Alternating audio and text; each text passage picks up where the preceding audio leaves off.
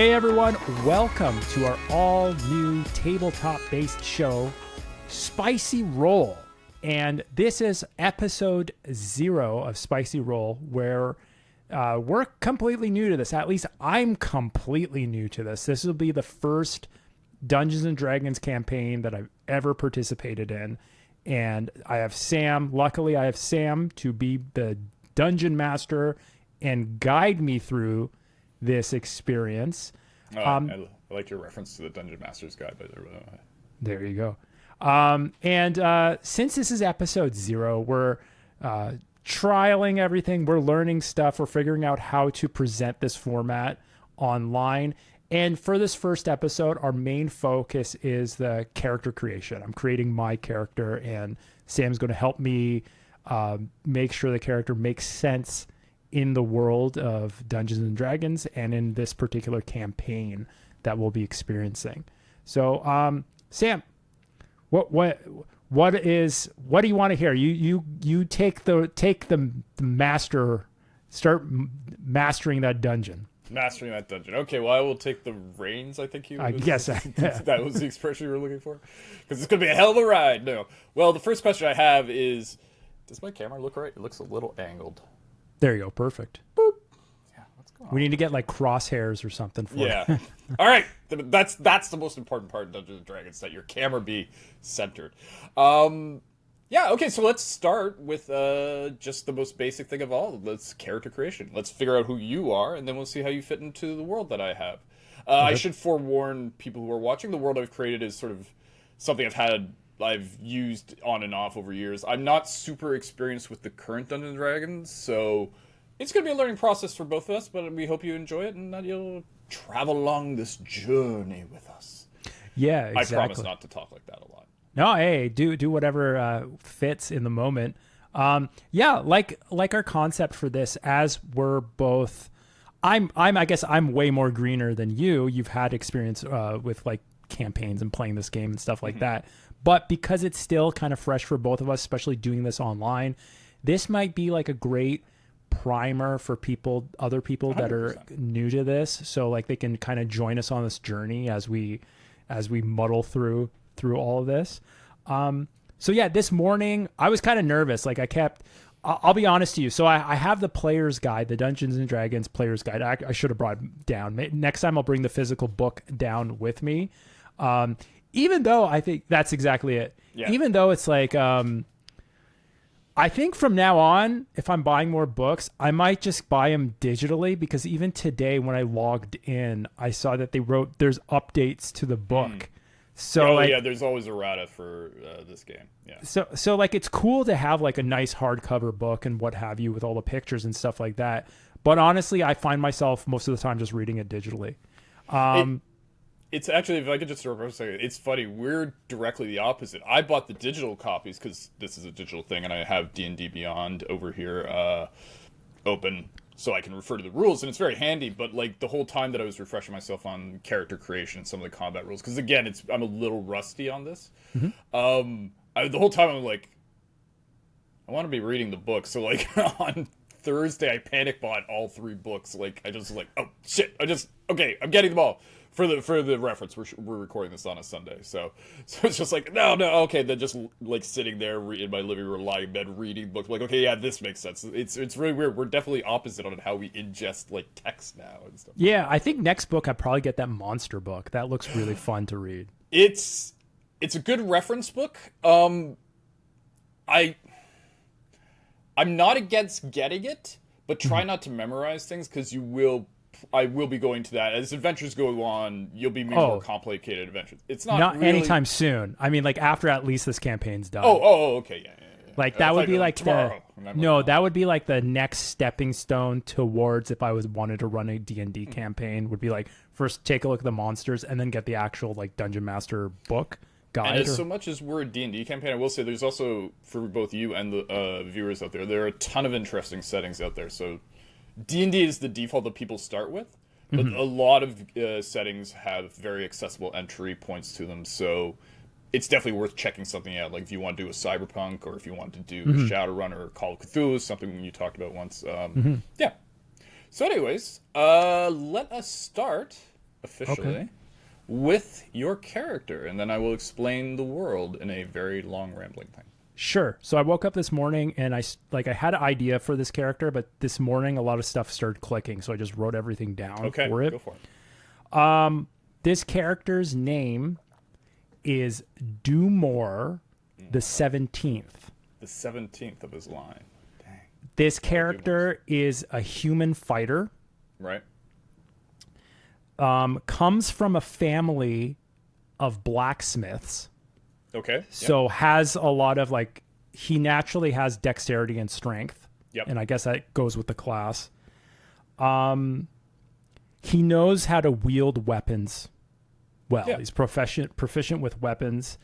But yes, his father's side, they were all traditionally blacksmiths, and mother's side were traditionally bards. Okay. Bard side, he didn't inherit much charisma, but this character has a lot of luck. Okay. It's a very lucky character. Doomor never really became a blacksmith because he was terrible with metallurgy.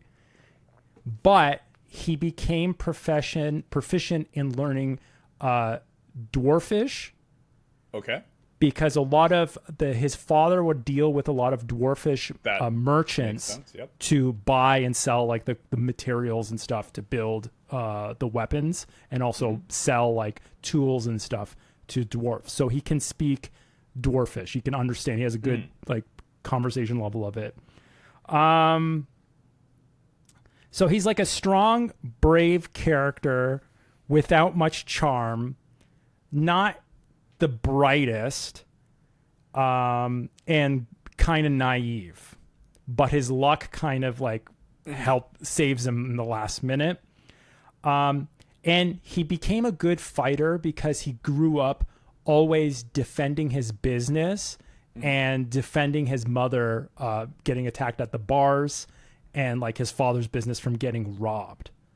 However, tragedy struck him in his teens because a bad deal happened between his either it was a bad deal, this one I'm trying to think, a bad deal with the father through blacksmithing, or some sort of love interest with his mother, and someone wanted to get revenge, and they locked the doors of their their dwelling and lit it on fire.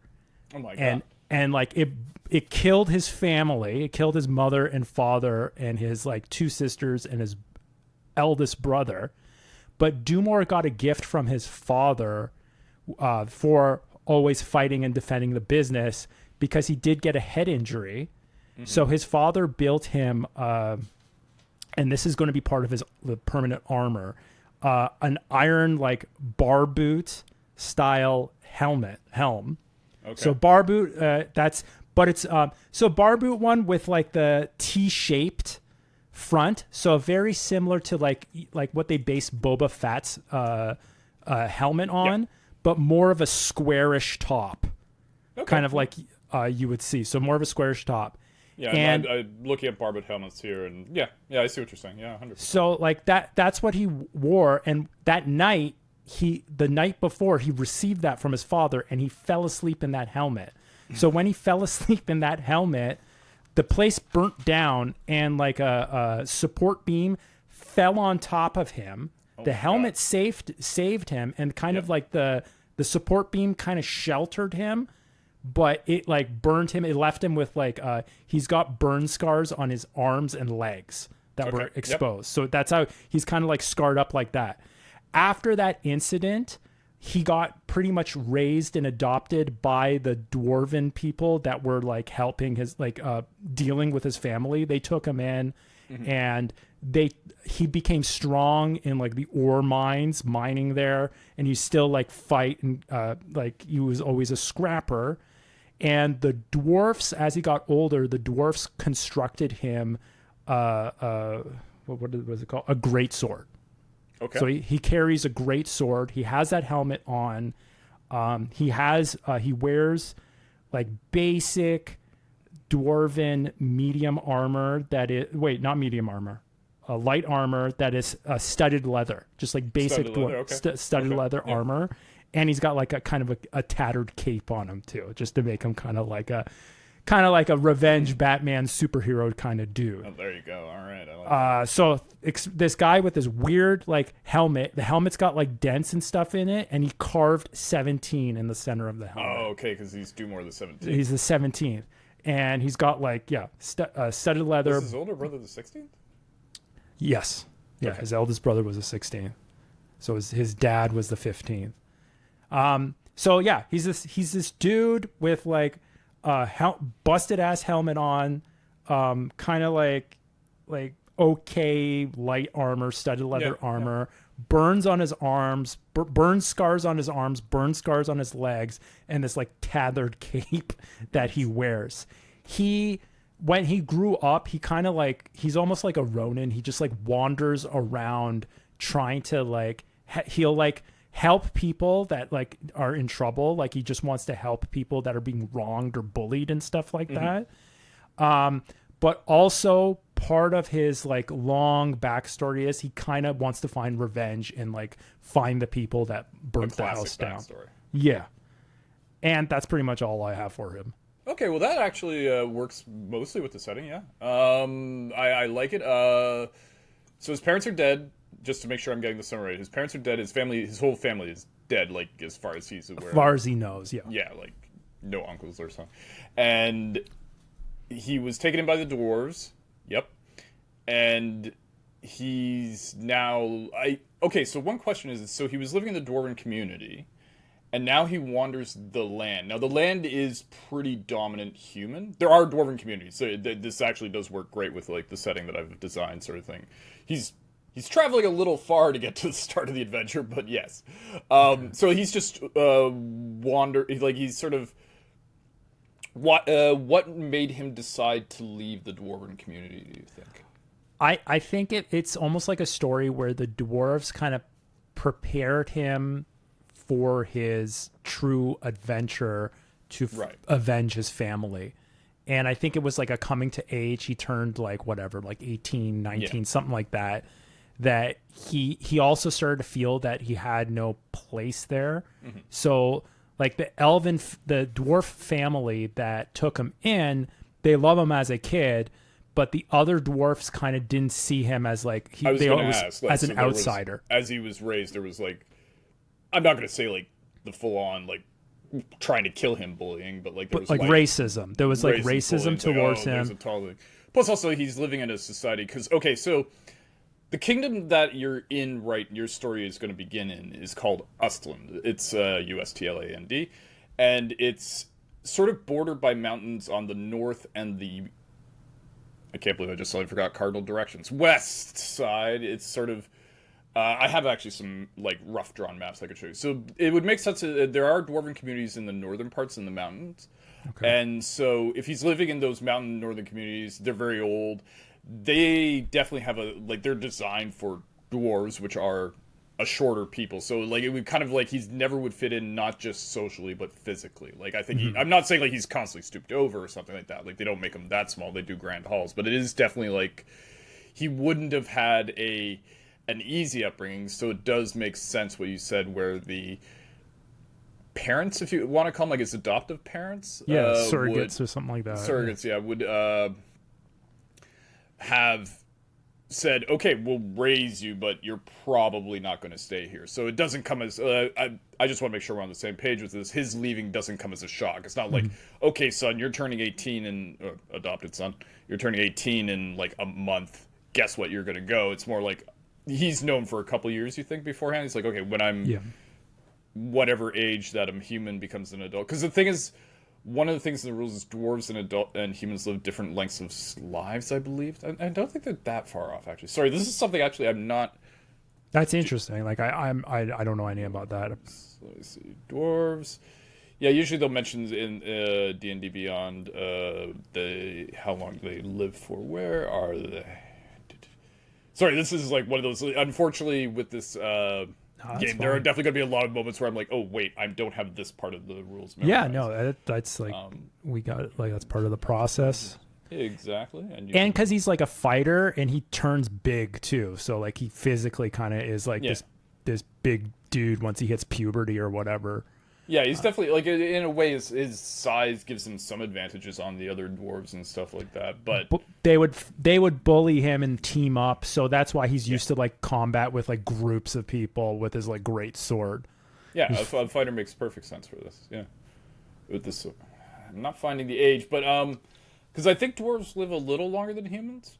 But either way, like 18 or so, I'm assuming that development is the same roughly in dwarves. So like, you know, when they would say to him basically when you become an adult, not you're out the door, we don't want to see you, but more of like, you know, your character, I feel, would have had like, I would think that this thing that happened to him would have happened when he was still young enough that he couldn't fully be independent. I was thinking like 13. So he was with the dwarfs for like 5 years, and then like that's where he got most of his like training and like experience and that makes sense. Strength.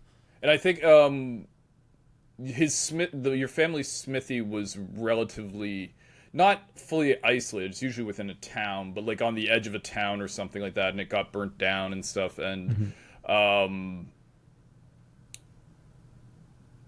trying to think why wouldn't, and this isn't, I'm trying, let's come up with, like, okay, you know what, I think I've got to read. Okay, so the dwarven traders took you in and took you away from the town. The town was being raided, probably, not just like your, or was it was a deal, you said it was, you wanted to be a deal gone bad with your parents, right? I still haven't figured that out. It's almost like still a mystery, like he doesn't know.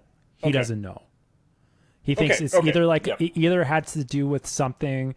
It could also potentially be a story where the dwarves kind of know what happened, but they kept it from him until a certain age, and maybe once they finally told him the truth, once he hit the age of majority, that's when he decided to set out. That could also be a part of that arc. I don't know. Do you have a preference you prefer, or?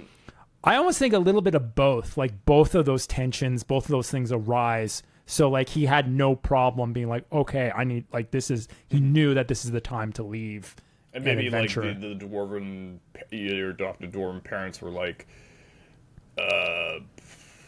you know, we can't tell you yet. I'm going to need just a little pause on coming up with a good backstory for why your parents were... that's something that needs to be hashed out. Just let me... I'll come up with a few notes and I'll either have for you at the next session or something like that sort of thing. But yes, you are now out in the world, returning back to the Kingdom of Usland, which is a very human kingdom. Like one of the things that does make sense is the dwarves wouldn't have stayed in the region because they're purely traders. Like they come down to human lands. They're known for their ores and metalwork and stuff like that. So they sell, but they always head back to the dwarven. It's not really a kingdom. It's more like a enclave very large, or something like that. Yeah, an enclave is a good term for it. It's also not one of the things I'm trying to steer away a little bit from is the stereotype of dwarves being we live underground and we exclusively mine. No, it's more like they're mountain and hill folk. Like they have big mines. That is their primary source of income, one of the most important parts of their society. But they also they farm in the hills and the stuff. Like they're not just exclusively underground. Is one thing I'm trying to avoid. I just because like that's such a stereotype. Everyone thinks Tolkien dwarves live underground, never go above ground. They're not like that. They engage with the outside world. And they actually spend a significant amount of time living outside. A lot of their farms and stuff are outside, which are heavily fortified and defended. But they're in a northern community up. They're in a community up north. I had this idea, but I hadn't fully fleshed it out, so I will have to get back to you on the name for the community. You know, let me put up a doc file for. I'm like literally going to call this things I have to get back to Billy on. Things good. I have to. I'm also going to work on making like an image of Doomor. Yeah, like create that'd be good for when we do the adventure to have in the because you can import an image into Roll20. Okay, and turn it into your icon sort of thing. I see. Which actually raises something. Like I'm going to have to double check if we are going to be streaming what the legal thing is with using Roll20. I don't think it'll be an issue, but let's see. Back to Doomor the 17th, Doomor XVII. Yeah. And Doomor spelled Doomor. 4 O's. I feel like that's Doomor. Yeah. Okay. Gotcha. And all right, so I have to name of Dwarven Enclave, etc. Dwarven culture. Sorry, isn't this fun, guys? Watching somebody type something. Clickety click. Culture. Hopefully I mean, this is I getting could it. fill. I just don't want to like disrupt your like stream of thought as you're writing notes, because I can't handle that. Reason for family being burned. Yeah. Related. Okay, I'll get back to you on that next time. Cool. All right, so yeah, I guess before we start the adventure, let's. Okay, so you've got a great setup. You've got a character who is. I hate to use the term freebooting. That's a little too not exactly what I mean, but like he's basically wandering the land, like you said, like a samurai, like a Ronin. Yeah. In Japanese culture, he's sort of looking to do right, but he's also investigating something, and he is on the trail of a clue that I will come back to you later. Cool. With. Yeah. Like he's heard, oh, this is related to that. You know, okay, it might be something like where maybe the Dwarven family doesn't know everything about what happened, but they have like one solid clue. In my head, I'm starting to think something like, oh, we do know this one. Okay, Let me run this by you. This is just a thought, and maybe this won't be a thing. We can solidify it later. Okay. So, one of the things when your family's smithy was burned down in the house, because usually a smithy is connected to the house. They're pretty much right next to each other, if not the same structure. When the burning down happened and your family was killed, and the traders came and found you the next day, one of the things they found was some kind of token, like a symbol or something that they don't recognize. They don't know. Like, it's just like, oh, we found like a piece of cloth that had a whatever on it, some ominous symbol, like Saruman's white hand, if you're thinking of like something like that. Something that's like, oh, this obviously means something, but we don't know what it is. Okay. So over the years, while they've been raising you, and they know you have to, like, you're probably not going to be able to stay in Dwarven society forever. The traders have been sending out, your family has been sending out, because Dwarven traders don't travel super far, but they do travel a fair amount. They also travel, like I said, the kingdom on the east side is basically coastline, and the west side is basically, is that looking right? Am I doing that the right way for the camera? I don't know if it flips it, but that you're showing, I think, west. This looks like the west. Yes, I believe so. Does this feel like I'm pointing on the west? Yeah, it does. It does. We should. Okay, we'll have like a compass in the center. There you go. It's like, all right, Sam means this one. By the end of it, it's like, this is west, that's south, this is east. I don't understand what Sam's going on. So on the west side, there are mountains, and beyond that is a kingdom called Fald, which is basically, okay, let me explain to you the world that you're in now while we're in it. Like, then we'll get straight into character creation. Well, we'll get slowly into character creation, knowing it's me. So you're kind of, if you want to imagine the whole world, basically everything is one large thing called the continent. Cultures of different regions have different names for it, but it's always basically just referred to in common language as the continent. Do you know about common language, by the way? Have you heard of it? A little bit in the handbook. I read that common is almost like English, I guess. Exactly. It's kind of like most cultures and societies have their own internal language, but common is kind of the international language of trade, language of politics. It's sort of like I don't know if you've ever watched any, like, this is a weird reference, but like Scandinavian cop shows. They're constantly dealing with Russia, which makes sense because if you're in like Norway and Finland, Russia's right there. And in these shows, like, so whenever they're talking to the Russians or the Finns are talking to the Scandinavian, the Swedes, or so, like, what English is always used as the language between people. They'll talk in their own native language. So common language is basically a language that everybody speaks. Okay. Or at least has some rough understanding of, including groups that aren't necessarily part of society. Like, there are goblin tribes and kobold tribes and things like that. Like, all these other, they would probably have someone amongst would have a rudimentary understanding of common. Okay. So anyways, so you live in this giant continent called, like I said, the continent is how most people refer to. And if you want to picture it, it's like a crescent moon, or a croissant if you want to be hungry about it, pointed downwards with two sort of like horns, like, or bull's horns pointed down. Very roughly. That's kind of all your character would know, because you might have seen a few maps and stuff like that, but like, you said he's not super intelligent, so he doesn't have a firm grasp on stuff of like geography, plus also simply exposure. Like, this society, even the dwarves, in fact, the dwarves in a weird way would have probably less of a view of the world. They'd know exactly their trade routes and where to go to deliver stuff, but they don't interact with other, like, kingdoms and regions as much as human kingdoms do. And in this society, you just don't know what's on the other side of the continent. But anyways, so there's a subcontinent. If you look at the, again, trying to picture from your perspective, the eastern horn that's pointed down is a subcontinent called Typh or Tifia, depending on who you talk to. It's like, it was Typh in the original Elvish. Tifia is kind of what everyone refers it to now. It's sort of, and imagine that horn about just near, as it starts to arc over, has a line of mountains. Those are the northern mountains, for Tifians at least. And that's where the Dwarven Kingdom is. But then there's like a line of mountains that cuts right down the middle of the horn. Okay. I actually have a very rough drawing of this. Let me see if I can. Sounds like a very horny continent. It is a very horny continent. I'm going to have to stream stop looking at you for a second, which, Billy. Don't worry. I'll be here forever. Oh, thank God, Billy. All right. Did that even register? Okay, yeah, I did this very roughly. Okay, yeah, I see the croissant. Yeah, so this is a croissant. This is a world.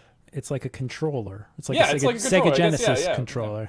Yeah, it's kind of funny. Like, I drew this years ago, and then, like, I remember just, like, one of my versions of the maps years ago when I drew this, I'm like, this is a croissant. And then I went with Crescent Moon. It's a Crescent Moon. Sam, it's not a croissant. No, it's a croissant. And it looks like a flaky croissant at the bottom there. It's like or leaking. Drying out. Let's hope that's not leaking. So, anyways, these are the two major human kingdoms. This is Tifia. This part here. Okay. These mountains kind of form a rough border. Basically, of the rest of the world, there's a giant kingdom that goes about halfway across the continent called Abernay.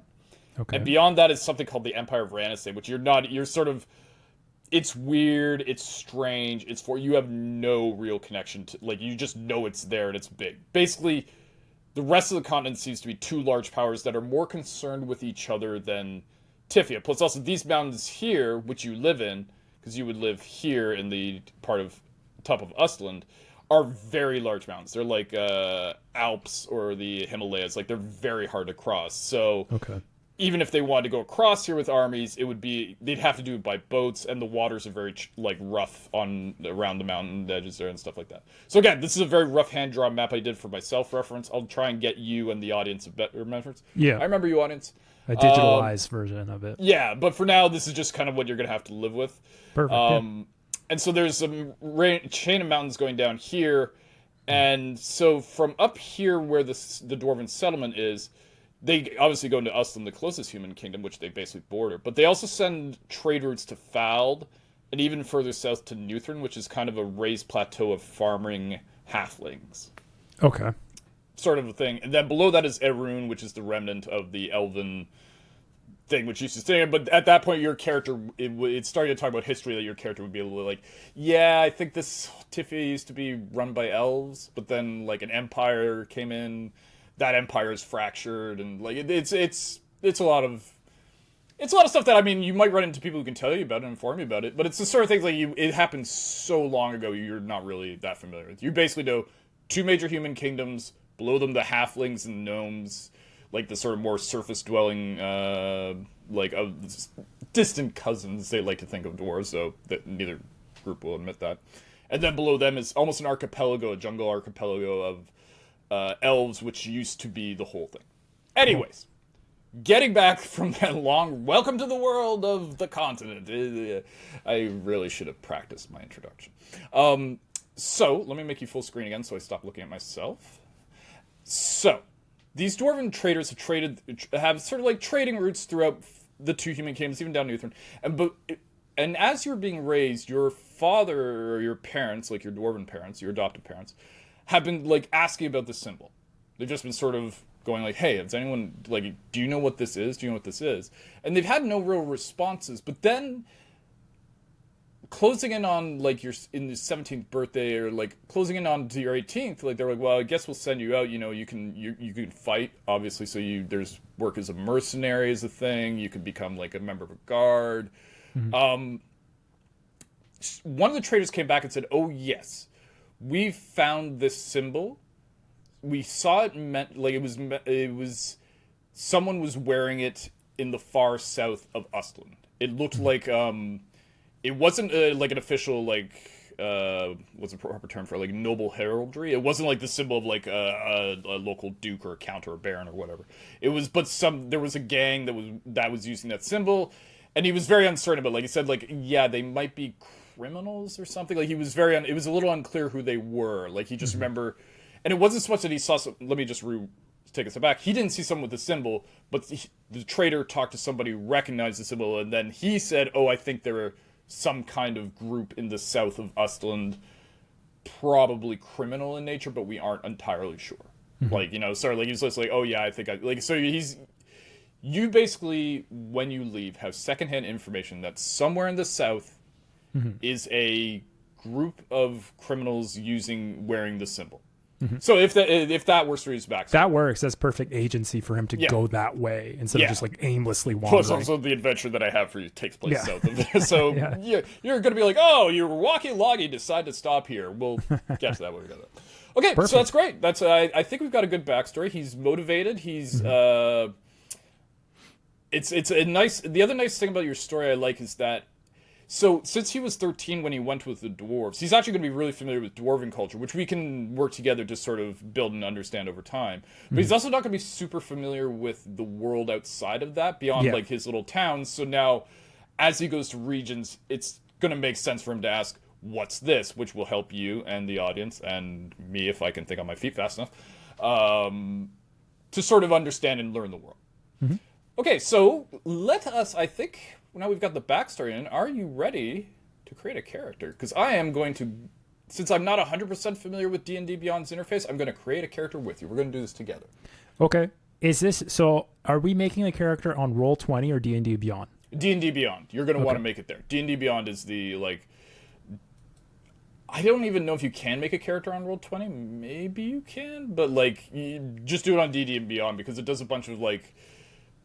It's not just a great place to have the character, but it's also like it allows there's a lot of like little things you have to do, like oh, what happens now that my character's taking a short rest or a long rest, things like that, and you can just click buttons. Like it's almost cool. Makes character maintenance automatic, but it's good. Okay, I'm going to share my screen. It. Hopefully there's no copyright. I don't think there is. I don't think so. I'm sure they would be happy for us to like cut to 6 months from now. You're in like Brampton court. We sentence you to 6 years in prison for copyright infringement. Where is Sam Hall? He's gone into hiding. We haven't found him. My God, Wizards of the Coast have like really tough lawyers. So here we go. Should I be seeing it? Do you see it? I did. Oh, sorry, I've got you full screen. Let me bring you. That might be it. Yeah. Okay. That might be it. Perfect. Hopefully these dimensions work because like my monitor's on its side, so it's like this long way. I don't know how this looks, but whatever. It just looks kind of it looks sort of like a standard. The funny thing is it looks normal to me because I usually don't full screen Chrome or other things. So it looks great. I think it's good. We'll fix it in post if anything happens. Whatever. Yeah, fix it in post. As someone who works in post, fuck you. Standard. Standard. Do I click on beginning show help text or no? Whatever. You can if you like. I mean, yeah, you know what? I went through the character creation process a day ago just to sort of remind myself. All right. So creating a character. Blah blah blah blah blah. This is saying your first time playing adventure is creating a character. So write in Doomor. Should I write it in Roman numerals? Or... Well, if you write in Roman numerals, you get rid of the. It becomes Doomor XVII. They don't do the 17th. Like it's Doomor the 17th is all taken up by. Yep, that was how you. I think that looks cool. Way cooler. Yeah, that's actually how I've got it on the little note of things I got to get back to you on. Do the two O's look good, or just one O for the second part of Doomor? I'm trying to think. I feel like the fourth O is. Like, do more... Like, in my head, I thought it was a U first, but, like, Doomor, I'm kind of want to pronounce do more. Like, yeah. Like a thing. Originally, I had it like this, but then I changed it with two O's. Maybe this looks better. I like it like this, to be honest. But again, it's your... What's it look like you? Doomor. Oh, no, I meant more like Dumoor or O-R. It doesn't matter. However you want to spell it. You see, Billy... I'm the rest of the world. The character is you, so you take charge with how you want to present him to the world. I know. I like this one. I like Doomor. Doomor XVII. Should I be reading this or what? No, you can skip to this. It's fine. Okay. You can click it. So click that blue arrow, and we'll go to the next step. All right, characters, blah blah blah. This you can. This is all. Just leave it on default. There might be something here that's fixed. Optional features allow restrict optional character class features. Customize your origin. Oh, you know what? Hold on a second. Customize your origin. Click that on. I think you can do this already, but yeah. Optional class feature. Should I click that or no? Yeah, sure. What the hell? But again, you're going to start out as a level 1 fighter, so it's going to be very like. This probably will apply more as you level up, but for now it's just like. Okay. Yeah. Milestone fixed. Just leave all this stuff. Yeah. Yeah, that's fine. Using encumbrance. Ignore coin weight. Yeah. Ignore. Yeah. That. Ignore coin weight. So just next. Yeah. Just next. Choose your class. Don't worry about multi-classing. You're not doing that. It's basically, there's a whole rule where you can start being 2 classes at the same time. I wouldn't recommend that for your first character because, A, it makes you a little weaker at first because you split sort of your leveling up between them, if that makes any sense. So there you go. Yep. Gain all the fighter trials here. Let me travel along with you. So just go add class, I guess, right? There's nothing Just else add class. This is basically explaining all the basic stuff at the start of the thing, which we'll go over when we start doing combat and we start like getting further into it. Do I change any of this stuff? Yeah. Or? Okay. Now you see that first part there. Choose. Yep. You basically have 2 skill proficiencies you can choose. So select whichever ones you want. If it's a drop-down menu kind of thing. I guess survival, because his origin story is based off of shit. Now there is a problem. I can't see your drop-down menu. Oh, okay. I can just read it out for you. Acrobatics, animal handling, athletics, history, insight, intimidation, perception, persuasion, survival. I've decided I'm gonna create a character along with you so I can look at this. I didn't realize the drop-down menus wouldn't show up. That's really weird. If I share the window, that would. So I can do that. I'll try that. Yeah. So I'll stop sharing for a second. Yep. Or maybe I can just go to share something else. Here we go. Window. By the way, I apologize for the Starbucks advertisement. That's okay. That's a new sponsorship. So now you can kind of see my other shit, but whatever, it doesn't matter. I mean, unless you have like hardcore pornography up, in which case, let's look at a little bit of that before we go on, if you don't mind. It still isn't. What? Yeah, then I would just do the tab. If it's not, that's really strange that it doesn't show up. That is really. Wait, is that showing yours? That's showing your screen. No, that's my screen. No, that's definitely not my screen. Like, I'm gonna go back. Yeah. And forth, back and forth. Yeah, no, that's definitely. Yeah, it doesn't show the tab. That sucks. So it's not the end of the world. You know, it's like, so we're looking at if you've got the tabs. Oh, I'll wait till you're streaming again. There we go. Okay, so basically, you have here some basic skills that you can use, and they're sort of very broad skills that from time to time will come up in an adventure. For example, like, let's say you wanted to tame a horse, animal handling would come up. Let's say somebody asked you about dwarven history would come up. And you're basically going to choose 2 skills here that make sense for you to be good at. Now, given what you've discussed, I feel like you said he's not very dexterous, right? No, he is dexterous. Oh, he is dexterous. Oh, okay. Okay, sorry. I completely misunderstood. My brain is not. He's got, well, being a fighter, he has dex and strength. Yeah. He's just not bright. I pick survival because that makes sense with the story because he survived his, like, the stuff. I just don't, now the next one, I don't know what I want to put. Well, Insight, for reference, intimidation. by the way, survival in this game means, like, being able to sort of live off the land, like, kind of, it's about being self-reliant, which does make sense, because even if he was in a structured society like the Dwarven Enclave, he still was pretty independent, so survival makes a lot of sense for this character. He's always had to rely on himself more than anybody else. So, well, let's look at the options. Let's sort of go through them. So, I'm going to say history doesn't make a lot of sense. I don't think he's a history guy. Insight, intimidation. He's not a bully. In fact, he's an anti-bully, so intimidation wouldn't make a lot of sense. Persuasion, again, if you're saying it sounds like he's going to have one of your lower stats is charisma. So persuasion may not make the most sense. Though, just as a little side thought, he was raised by a bard, which is a very charismatic-oriented thing. So, I mean, persuasion could be an option if you want to take something a little off. I'm thinking either persuasion or perception. One of those two. What's? Can you explain what perception is in D&D? Perception is your ability to notice things. Like, sometimes it's active, and sometimes there are times when I'll be rolling your perception passively because I want to know if you notice something, and if I don't want to say roll a perception check, you fail it. Okay, everything's fine. Because they'd be like, wait a minute, something's up here. I think persuasion, because he's kind of a dummy, right? So he wouldn't have perception, and he's lived like this weird life that just with dwarfs, and it has taught him to what's the word? Like, I don't want to say ingratiate because that's a little obsequious, but he knows he's learned to be socially mobile. He may not be the smartest person in the world, but he definitely knows like how to approach people properly, how to like discuss things, and like and how to get navigate. His way. That's part of his survival social skills. Navigation is something he does have, yeah, which would be good. It'll help. It's kind of persuasion, or is that's persuasion, right? Persuasion, yeah. Okay. Again, just to answer your question, perception is basically noticing things. Like, oh wait, that rock is off. So like traps and secrets and stuff like that. Yeah, it's for things like that. It's sort of like it's a very perception. You see, some of these skills and some of these stats have a lot of overlap. Like strength and dexterity, very separate. But there'll be times where it's like, well, I could try this as a strength check or I could try as a dex check. Mm-hmm. Insight and perception is kind of like how much do you understand about the grass. There's an overlap there, but yeah, perception is basically noticing things in the world. Okay. All right. Fighting style, I figure great weapon fighting since he uses a great sword. Yep. So that's kind of easy.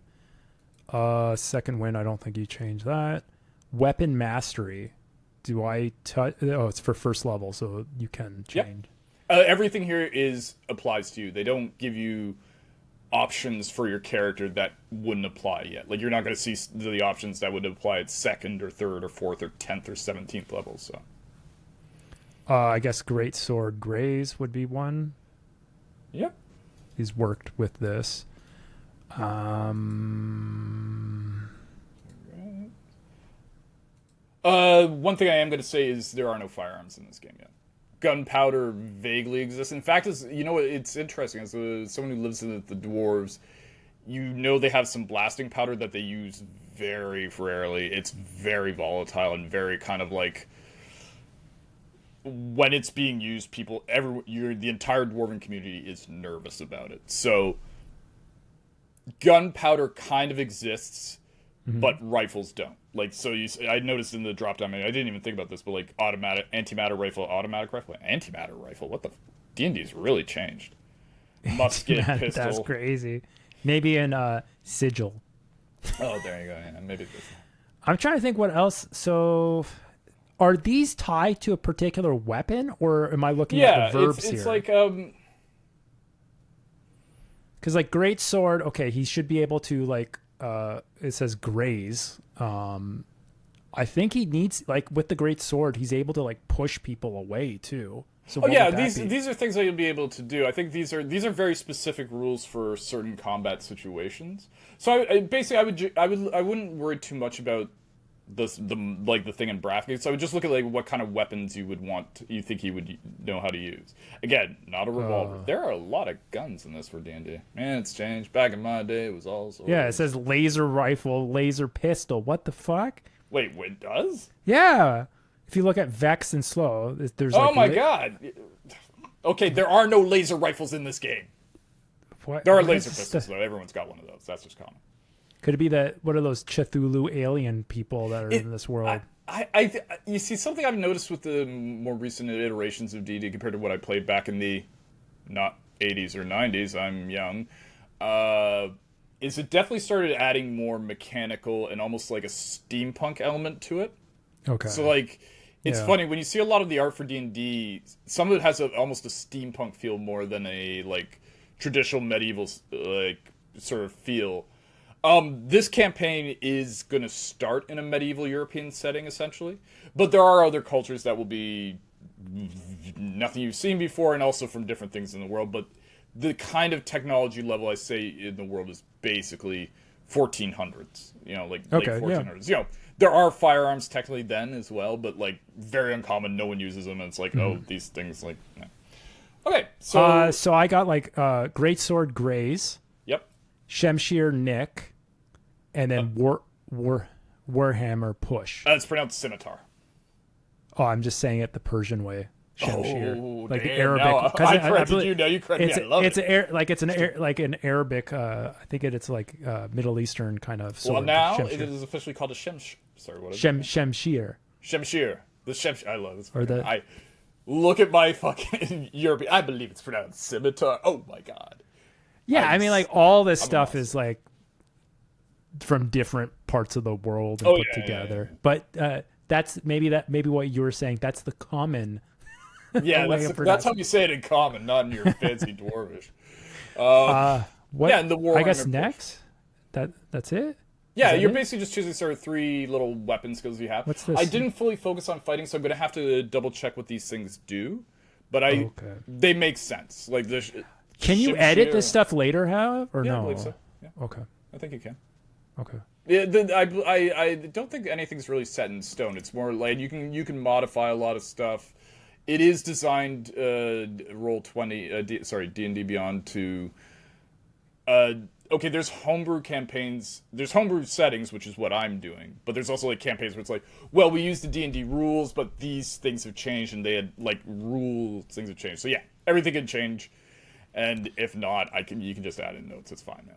So I just used 2 different types of swords because he's mainly a sword guy. Yep. I put the Warhammer push because I'm guessing that's probably from the dwarfs he might have. Yeah, dwarves are probably going to be they're miners, like hammers. Warhammer does make a lot of sense with that sort of thing. That's like I believe that's just like a single hand. Is that the single hander or 2-handed? Yep. This all makes great sense to me. So what's this up here? The maximum hit points 10. Leave that default? Yeah, just leave that for now. You're going to roll some dice in a bit that'll determine that, but for now, just leave that as is. In this step, you flesh out your character out as a person. Oh, I think I've already did that. Yeah, this is sort of... Okay, let's... Do you want me to go back, or... Okay, no, you're at the right place. So choose an option. On this drop-down menu, you're going to see a lot of backgrounds. And this actually does matter because it's not just like flavor text. It'll actually have an impact on your like your stats and stuff like that, which is it was surprising because I don't really remember that being like a big thing, but here we are. So unfortunately, let me use a custom background. Trying to look at these. I mean, there's merchant, soldier, wayfarer. There's no fighter. Well, it's more like in the rule book they mentioned it's like these aren't your class. This is sort of like what you were brought up in. Jobs, right? Like what you kind of did before. The way to think of it is you're a level 1 fighter, which means you were trained in military stuff beforehand, but you weren't always a quote unquote fighter. You were a person who could learn to fight, and this is what you would like. It's not necessarily your job, but kind of like your well, I guess childhood in a way, but like sort of what you did before you said, okay, I'm going to go be a fighter in the world. Like you became a level 8 fighter when your parents said it's time for you to go, and you said, yep, it's time for me to go out there and let's go figure this out. This is more of like a societal class. Yeah, exactly. Like things like noble or a criminal or a farmer, and like these are more just like it's the milieu, if that's the right term. I don't think I'm using that right. That you were brought up in. Like it's kind of. Oh yeah, no. I'm like, okay, so like his family, he was basically his dad was a merchant. He was always around the smith, but he was more of like the shopkeeper or like a guard. Yeah, given what you've described, I feel because remember we're not just talking about like up to like your original human family. It's also a big factor would actually be actually in a weird way, larger factor might actually be how you were raised amongst dwarves, because that's like when you hit 13 you started like grasping and forming your own identity. So okay, so if you're a human in a dwarven world, you are a sailor. All right, moving on. No, I would say guard or soldier would make sense physically, and the thing is those do affect your physical stats, so those would be advantageous as a fighter. I wonder what the difference between soldier and guard is. Well, the difference is the guard is basically like think of is like the police in a medieval world. Like they're usually about protecting one specific area from outside threats.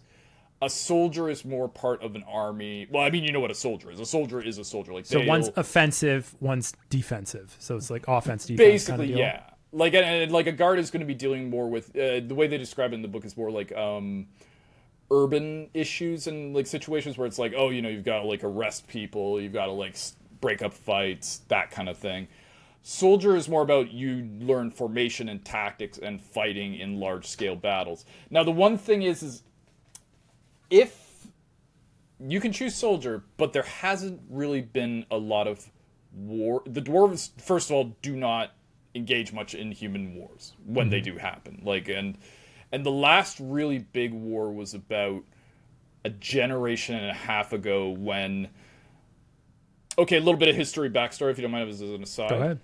So, as I mentioned, over the mountains, there's a large kingdom called the Kingdom of Abernay. It's sort of like, if you want to picture it, it's vaguely like a Scandinavian raiding-based society that kind of like somehow took over all the land. And there's more history there, but just basically there's this large kingdom and political power called the Kingdom of Abernay.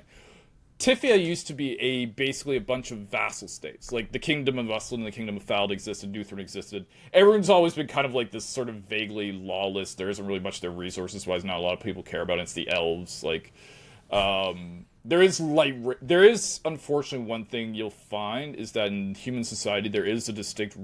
It's not full hardcore racism. This isn't like the South in the U.S. during, like, Jim Crow or something like that. You'll see other races and cultures thing, but it is very human-centric. Like, and there is this distinct strain amongst all human cultures of, like, well, we're everywhere, we're humans, we're the best. We've been around, like, you know, since the Gathan Empire, which is part of the history. Anyways, so Tifia used to be vassal states to Abernay, and then about a generation and a half ago, this would have been like when your father was a kid, there was a massive rebellion where all the three powers on Tifia were united, and they basically kicked out all the like the Abernayan magistrates and representatives and stuff like that, and then declared independence. And since Abernay has its own problems with that other empire beyond its other side, it pretty much just said, fine, you guys are independent, but we'll still trade with you. But, you know, so long story short, what that means is there hasn't been a large war in a while, and dwarves themselves are not very, like, they don't engage in fighting. Because, first of all, they don't simply have the numbers. I mean, the Enclave is a big population, but it's definitely not on the same scale as, like, human kingdoms, which are, like, 10,000 times larger. And also, they don't really have a need for it, because since they've got a lockdown, essentially, on mining and just, like, you know... materials. They make a lot of money, and they have a lot of power and influence already, just simply because they control a lot of... They probably benefit on war, right? Wars are good when they happen for the community, but they're not going to engage in the war. Yeah. Like, they would probably, if anything, sell to both sides. Like, exactly, that's what I'm thinking. They trade with both sides. Well, the Enclave you're in is... Actually, sorry, just one more thing I forgot to mention. This kind of be a bigger deal later, is basically, there are two major dwarven enclaves in the mountains in your area. Mm-hmm. There's the one you're in, which is on the southern side of the mountains, which is towards Ustland and Fald and the rest of the Tifian subcontinent. But then there's another one to the north that you know of, which is sort of a... They're not rivals, but it's like, oh yeah, it's our northern cousins. And they're like, oh yeah, Shelbyville. It's like, yeah, exactly. It's Shelbyville and Springfield. It's like... I mean, I guess technically they're similar cultures, but they're very, like, they're a little, like, but they also do trade and interact with each other through the mountains. There are some, like, overland routes. There are, in theories, ways to get through the mountains, but that goes through some parts of the, like, underground and, like, caverns and caves where the dwarves definitely have a kind of, like, we mine up to here, and we can slowly extend that and claim territory, but we know there are some things further beyond. Like, it's kind of a... Okay. I hate this... Yeah. This sounds a bit like a Tolkien ripoff, but imagine Tolkien dwarves weren't idiots who said, oh, let's just keep mining. Let's just keep going. I don't care what the fuck we find. They're a lot more cautious. They're aware that, like, certain parts of the mountains you don't mine in, because if you do, people die, and there's things there, like, you know, there's a lot of rumors, and like in the Dwarven side here, it's like, oh yeah, it doesn't happen often, but every once in a while, it's like, oh yeah, did you hear about this outpost? It went quiet, and no people disappeared. So there isn't a lot of cross mountain traffic through the mountains. Overland there is, but it is still like heavily large mountains, so it's not very fast. So basically, there's 2 Dwarven communities, and I forget what the fuck the point of this was. Oh yeah, so they don't do war, and if there's fighting in the south, like in Tifia, your community profits from it.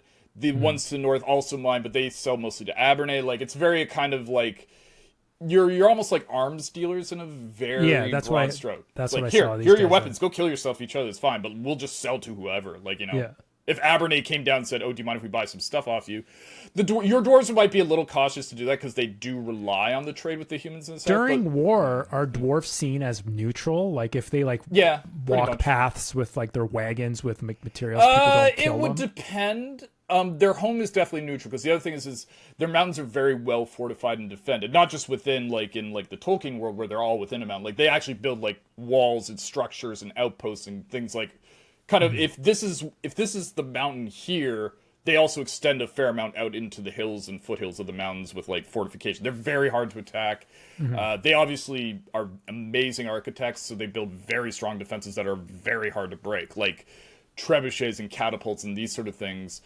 They're good at like taking down human structures, which are decently made. Like, human walls aren't a joke, but dwarven construction is just like on another level. So humans know, if we pick a fight with the dwarves, it would have to become a siege. We'd have to starve them out. And they also... Most of your food comes from... your food, being the food from the Dwarven Enclave, comes from food in the hills. Like, they have farms that they protect. But there are also, like, fungal farms. And nobody really likes eating that stuff. But there is, like, ways to make food within some of the more, like, damp and river... Like, some caves... Because it's not just purely dry underground, right? Like, there's a lot of... Caves are mostly from rivers, so like that would make them stronger, because I know like mountains like this in the real world, like any sort of like plant or even like wildlife in like high altitudes and stuff like that, they're adaptogenic. So if you have like if you eat a lot of those, it makes you stronger. It makes you 100%. So that makes sense with like even the dwarves like food. Yeah, whether inside or outside the mountain, their food is like they're doing fine, and they don't need. They're self-sufficient. Yeah. The thing is, the one thing they don't... Like, it's kind of strange. They don't really need anything from the outside world, but the Dwarven society is also a very... Since it's so tight, it's very competitive. And one of the ways they compete is, like, just simply amassing wealth. That is one stereotype of dwarves that I do kind of work into this. And again, this is not a very original Dwarven culture by fantasy standards that I'm creating. This is sort of like me taking pieces from everything. So I think I just bounced my mic. So that competitiveness means that they still want trade with the outside world. Because there are things like, for example, cloth, weirdly enough, is very valuable in Dwarven society. Even just simple linens and cotton and stuff like that. Because that kind of stuff they can't make. They can like do leather work to some degree from their cows and cattle, but even then they don't keep large herds of cattle. Like, it's one of the interesting things about Dwarven society is it's surprisingly vegetarian based. Like, they don't eat a lot of meat, and so because it's hard to raise meat in mountains. So that makes sense. That That was a little bit of the historical. Coming back to, am I a soldier or a merchant? I would say a guard. I feel a guard is probably like just simply dwarves are defensive, but yeah, like there isn't a lot of that makes sense. So I see Doomor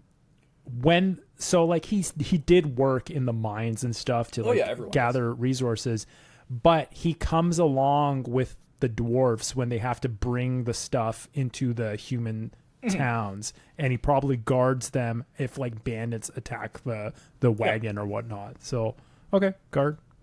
Yeah, he probably hasn't traveled that far into the human towns because he is still considered young, and dwarves are a little society protective about their children because it's like there aren't that many of them. So but yeah, he would travel to like there's a few small towns within a day's travel or so, or a couple days travel from the Dwarven Enclave. Yeah. What's this? So tool proficiencies. Tool proficiencies. So let's use guard.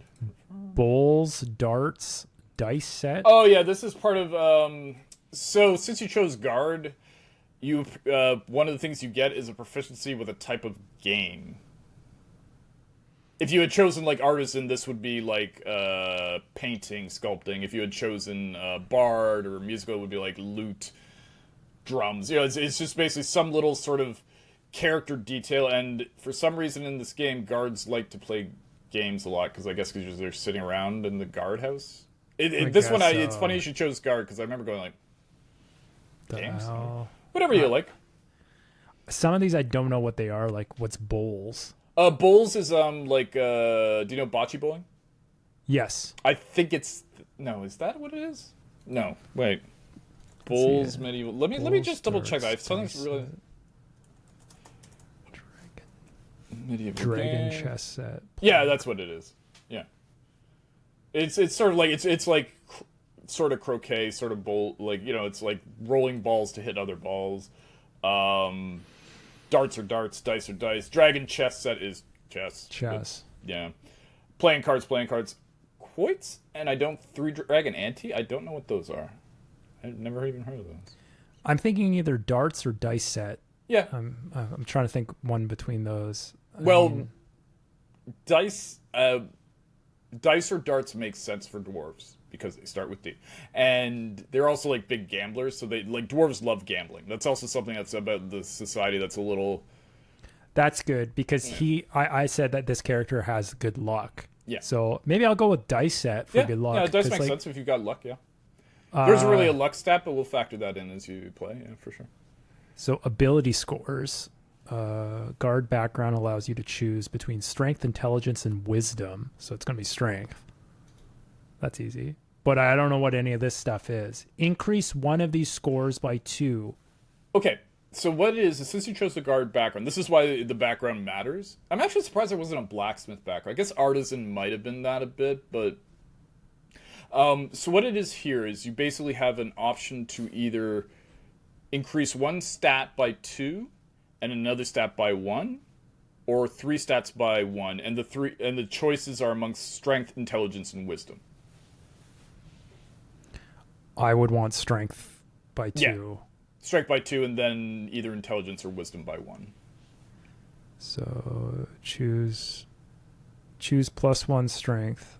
What? Sorry, yeah, it's kind of weird. They do the big one bottom. This threw me off. If you want to do on the bottom, choose the option increase 2 scores. Sorry, I'm calling it. For the bottom one, just select strength. That'll add 2 to your strength because you're a fighter. That makes sense. And this one I'm going to leave to you. Do you want him to be slightly more intelligent, slightly wiser? In case you're not certain what the difference between those two things, intelligence is basically reason and is knowledge. It's sort of like, okay, I understand how this thing works. I'm aware of these facts. I understand. Wisdom is more like understanding why things happen, if that sort of thing. It's like, okay, I understand. Simple wisdom you get, and this is a very dumb example, but it's the best I can come. Is like, you touch something hot, you know not to touch it again. It's that wisdom is more sort of like he learns. So he learned from the dwarves. He learned from wisdom. Makes a lot of sense. Is this correct? Wisdom score plus strength score. That's that's exactly it is. So basically, once you generate your character, your wisdom will go up by 1, and your strength will go up by 2. Okay. Yep. So I guess I'm done this page. There is the alignment option, which. Each of those expand as well. Is that... Okay, now, here's something where I'm going to have my own little personal thing about this game. Did you read about alignment? No, I didn't read about it, but I remember it from Planescape Torment and from, RPG games. So, alignment is one of those things that makes sense for NPCs, because it gives you a broad kind of, this guy's kind of like this, like a lawful evil guy is looking for power within the strengths of the power structure he's within. Neutral good is not really interested in society's laws but just wants to do good. Chaotic good is willing to break society's laws, sees society structure as bad almost. You could choose whatever alignment you would like, but. How does this affect? Because any RPG I played, the point of it was during your journey you would change. That's the thing. It's such a the only class I think it really affects is paladins, because they need to be lawful. They're basically a military holy order class, so they would have to follow the laws of an order. But like this stuff you can all skip unless you want to like fill out your eye color or whatever. I could do that later once I. Oh yeah, 100%. That doesn't. That's not an integral part of this. So yeah, don't worry about alignment. Like maybe just choose. Let's see. Okay. I think he would be chaotic good. Yeah, that's a good choice. Oh, by the way, for future reference, if you ever want to just like do whatever the fuck you want and not care, chaotic neutral. Chaotic neutral is like the alignment that doesn't really make any sense, where it's like, oh, I just do whatever the fuck I feel like right now. Might murder a puppy, might save an orphanage. Who knows? Like that class is supposed to be for like crazy. Well, not crazy is a bad term to use, but like just pure instinct. Just gonna wild cards. And nobody really acts like that. Again, the thing about alignment in this game is like you can follow your alignment and do, but like realistically, as you play, you're going to end up doing, like you might have to do something evil at some point. You might have to do something good, you know, and like then there's the whole concept of self-perception. Like it's like, you know, an evil person doesn't go, ha ha, I'm evil. It's like, no, I'm doing the right thing in this situation, you know. So yeah, you don't really have to worry about faith. I will get back to. I have religion. Okay, dwarves have their own gods, and they're mostly metal bases, like, you know, the god of gems, the god of iron, the god of gold, the god of rock, some gods of farming and stuff like that. God of rock. God of rock, who just died. R.I.P. Ozzy Osbourne. But so that's dwarven religion is animistic, but just kind of like it's not that big a deal in society. Like, you know, they have priests who do the healing and stuff like that for sure, and they have ceremonies, but dwarven society is pretty, not straight out secular, but it's very like, we know the gods are there, like their relationship with their gods are very like, they're making sure we don't die, we don't offend them by doing like the absolute wrong things, but we're not like super observant. Like it's not like the human religion. Across all the continent is basically one religion called the faith. The faith is essentially, if you want to picture it using our real life terms, the Catholic Church, except it's pantheistic. There is a god of like war, there is a goddess of earth, god of the sea, that sort of thing. But it is very like, and it is way more like a medieval European, or any other culture, a lot of medieval societies where it's very much just like, oh yes, we need to be making sure we, you know, before we do, it's not quite to the Roman extent where anytime you do anything, you make an offering to the gods. But it is definitely like closer to that than to our modern religion of just like, I go to church every Sunday and that's fine.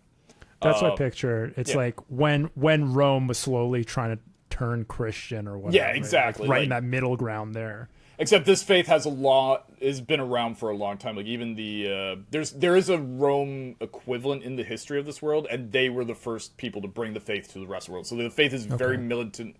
If you're in a human society, it's probably following the faith, and if it's not, some of its faith neighbors are going like, "What the fuck's up with those guys over there?"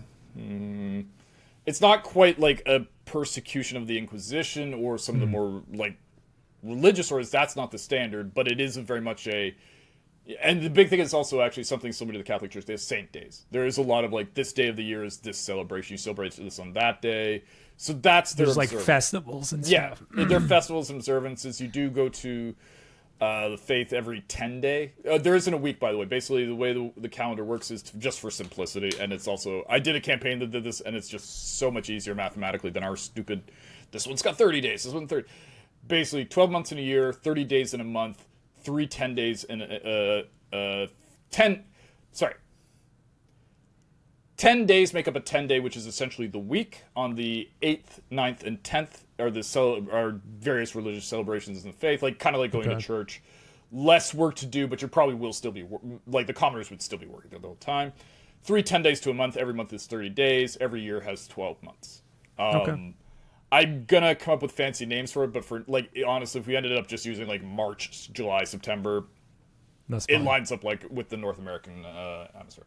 So yeah, so lifestyle is, if you bring this drop down, I got it's like almost like class of like how much money you would start off with or how. It's more just sort of like what your kind of level of lifestyle you're used to. Because the thing is, like for you, you're going to be heading out into the world, so you're not going to be living this lifestyle. This is more the lifestyle you had growing up, and I would say you're probably comfortable. Yeah. Yeah, middle class, sort of like your parents, your adopted parents were traders, and they had. I mean, you were definitely not part of the high society in the Enclave. And actually, one of the weird sides to things, like your adoptive parents were good friends with your now deceased parents. They weren't just traders, but they were also like, oh yeah, every year I love it when, like, he's almost like an uncle to you when you were before the tragedy happened. And so they brought you in, but a lot of Dwarven society isn't just bigoted against you, but they also kind of look at your parents like, huh, yeah, why did they bring in that human? And then they, like, but your parents are very successful traders because your town is much further away than most, and one of the ways that Dwarven society traders... Sorry, does it look weird that I'm looking over here? Because I'm looking at you here instead of, like, at the camera. I don't know, is that strange?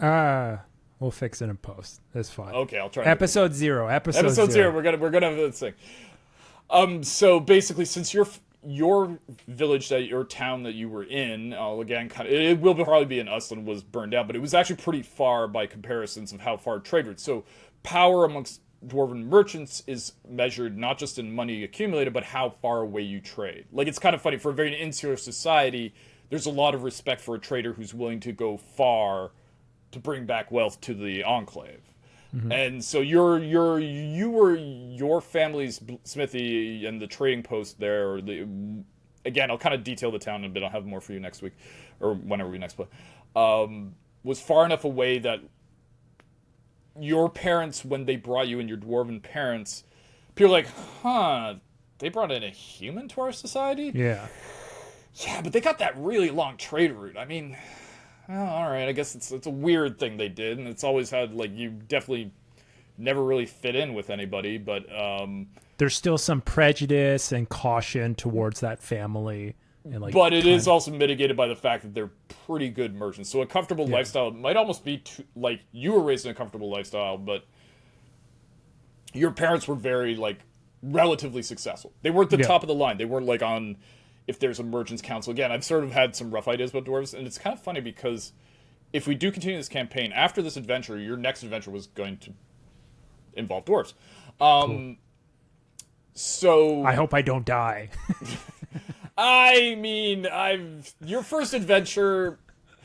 Well, it's more like, I hope you don't die, because I'm like, well, I think this is I'm trying to design it when we played it as like the introductory, like, you know, the tutorial level of a video game where it's like, yeah, you're going to do some fights, some things will happen, but I'm not facing like a dragon immediately. No. Well, I've also slapped you with a, without revealing too much, you're going to be like an Obi-Wan kind of character who's all like, yeah, I'm a priest, I'm here to help, I need your help, come with me. Also, I'm a little higher level than you, and I got healing galore. So if anything happens, boop, get back in there and fight. But I'm spoiling stuff. Yeah. So basically, comfortable lifestyle makes perfect sense. Yeah. Cool. 100%. So I'll fill in this stuff for next week. That's all self-reference. It's like it's more for you than for me. Like it's when I get the pictures and stuff. That's for me, like almost like notes for me when I start like role playing. That's cool. Exactly. Like, if you open up that notes thing, how it drops down and shows, like, organizations, allies, enemies, backstory. This actually is a good part where you might want to come back to from time to time to write down, oh, right, I now pissed off this noble, or, oh, you know what, this guy owes me a favor. You know, like, things like that are always interesting to know. And so I might ask, like, character growth, if you go to a next campaign, you have this stuff, like, character growth would be in this area? What do you mean next adventure? You see... Next adventure, yes. Yeah, exactly. So, because, like, it might not matter now, but maybe you help out some, like, you're traveling through town, you help out a noble. Well, for example, in this next adventure, if you help out this one person, it'll be worth noting, oh, I helped out this guy. And then, might not apply right away, but at some time in the future, might be like, oh, hey, you know what, I could use this help. Or, like, just keep track of things like that, and I will as well, hopefully. And at times I may ask to see your notes, sort of thing, just to be, like, kind of like, oh, let's make sure we're lining up. Okay. But it is, like... The more you know and the more you record about your character as you play, the more you kind of get to know your character, the more like lived sense. in he'll feel. So after a while, you'll be like, oh yeah, you'll be saying, oh yeah, you remember that time when we did this? This reminds me, like it's worth knowing. It's like building backstory for a character in a novel or a screenplay. It would make it easier too to like Yeah. fill out like the actual like. And it's that's always just cool. sort of sitting there in the back of your head to remind you of like what is my character like. It's not necessarily stuff that, and some of these notes I may not have to. If you have some notes that you want to keep specifically for yourself, let me know and I won't know them. But these are things like that you've internalized as a character. Like I need to know your character, but I don't need to necessarily know every detail if there are little things that allow you to make the character feel more real and lived in for you. So there you go. Makes sense. Sorry, that's a long rambling way to say keep track of things. Choose your species. All right. So you're just going straight human, right? Yeah, or what? Yeah, choose your species. So, player's handbook, right? Let me make sure it is. Yep, core rules, player's handbook. So yep. just human player's handbook. So these are the base stats, I guess, for human.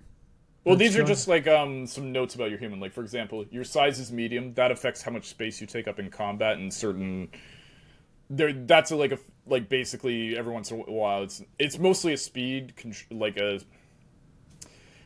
if somebody's trying to shoot an arrow at you, it's harder to hit someone who's small versus someone who's large and medium. Medium, by the way, also when you talk about monsters and stuff like that, I might say it's a large this, it's small. Like human is medium sized. So, yeah. Your speed is 30 feet. That's a combat thing. You'll get into that. You get a heroic inspiration whenever you finish a long rest. We'll get into long rest once we start playing and stuff like that. But that's the thing. I remember that from the games, the short rest and long rest. Yeah. It's kind of funny. Like I remember seeing this heroic inspiration, being like, I don't remember that from when I played. But the last rules I played were the 2014 rules. So either it's new or my DM didn't play with that. Yeah, well, these are just on a list of things I'm going to be looking up as I go on. And an origin feat of your choice. We'll come to that. So, so just confirm. Size.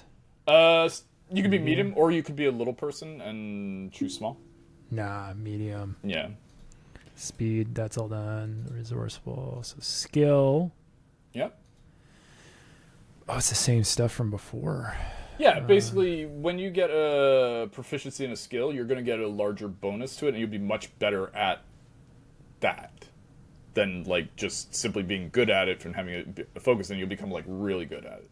Or you can choose something else that you maybe haven't already, yeah, just whichever of these makes sense to you. Again, something like Arcana, History, Medicine probably doesn't make sense to you. I mean, you may have had to fix your own wounds. I don't know.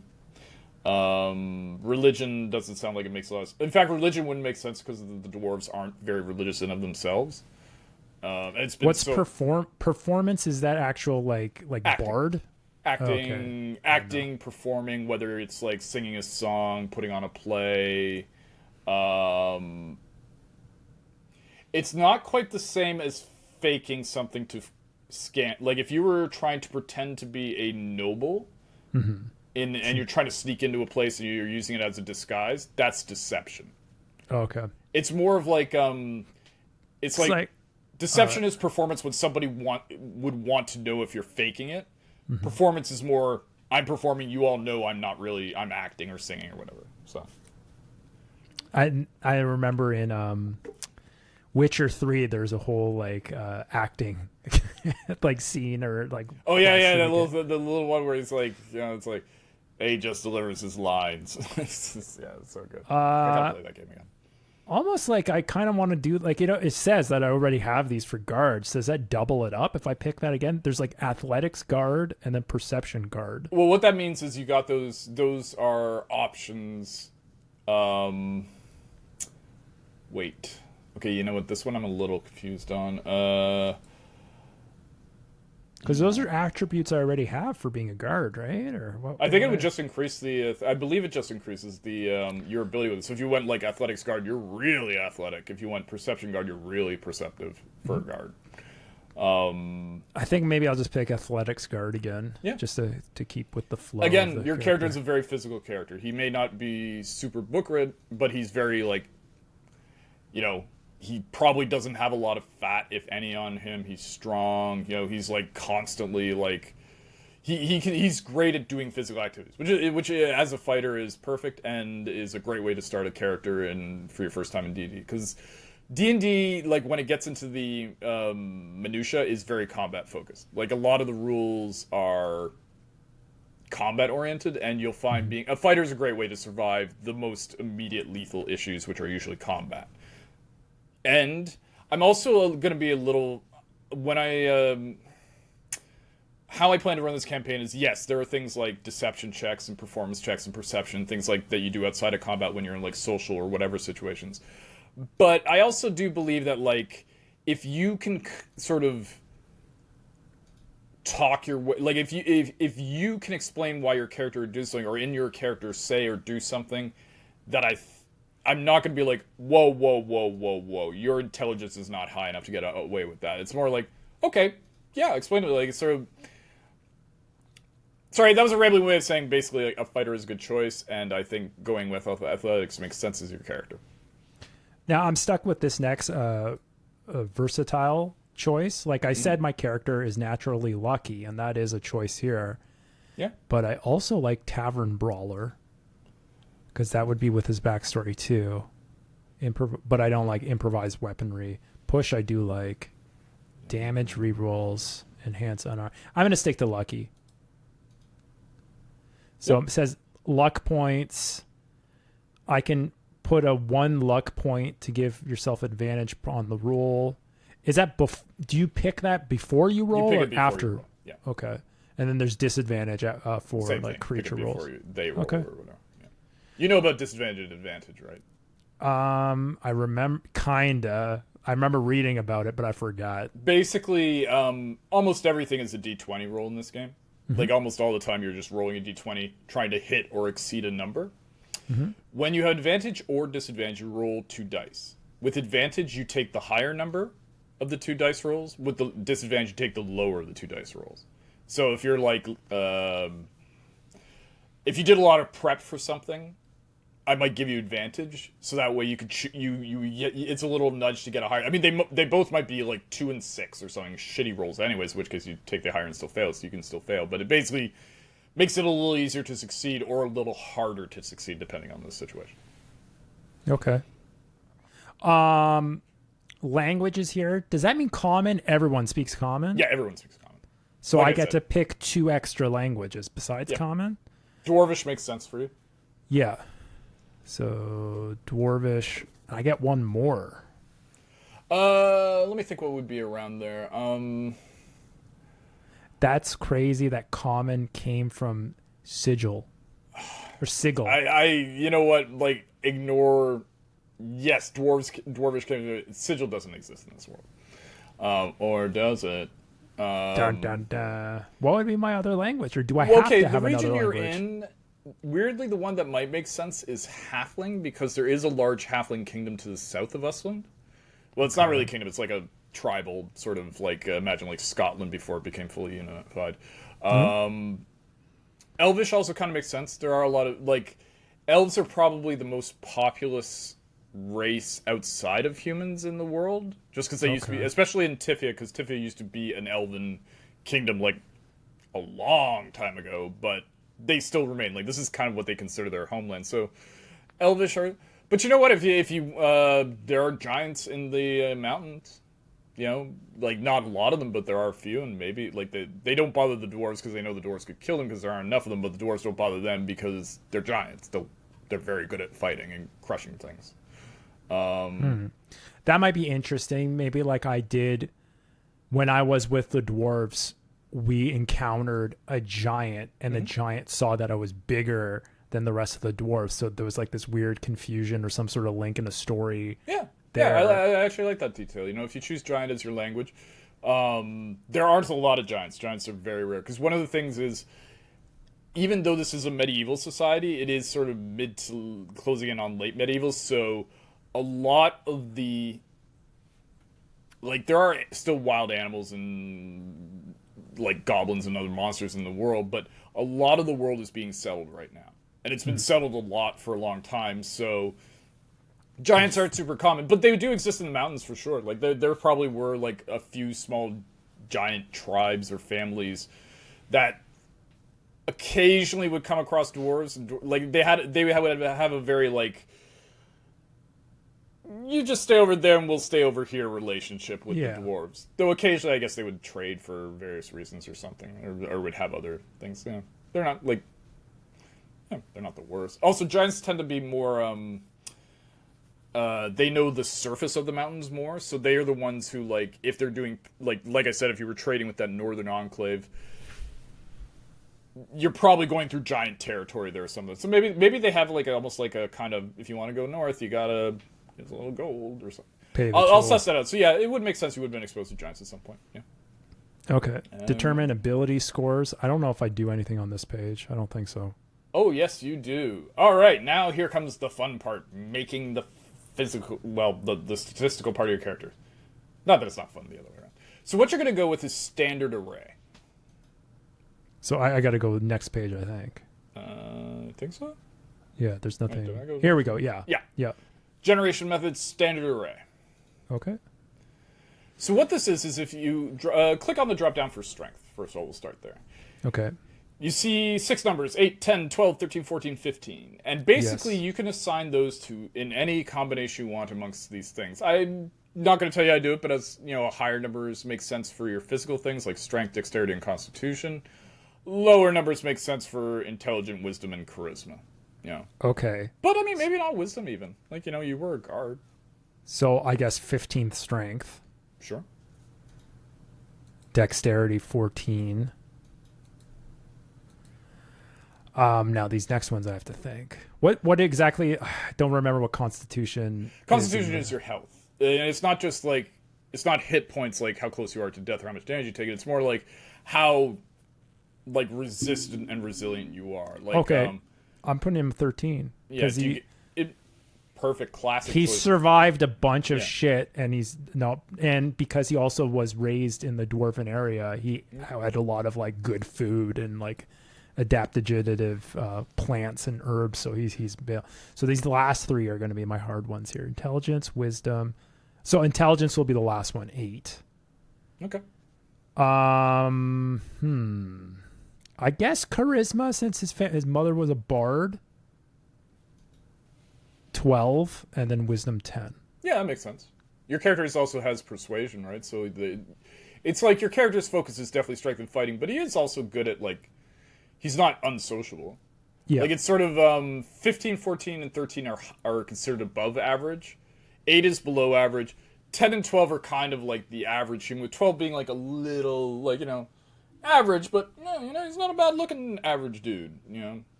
But charisma isn't just physical looks. It's obviously a lot of it, more of it in the game I find is social stuff, like how well you can convince others, to a lesser extent, like it's interacting with the people and societies that you meet.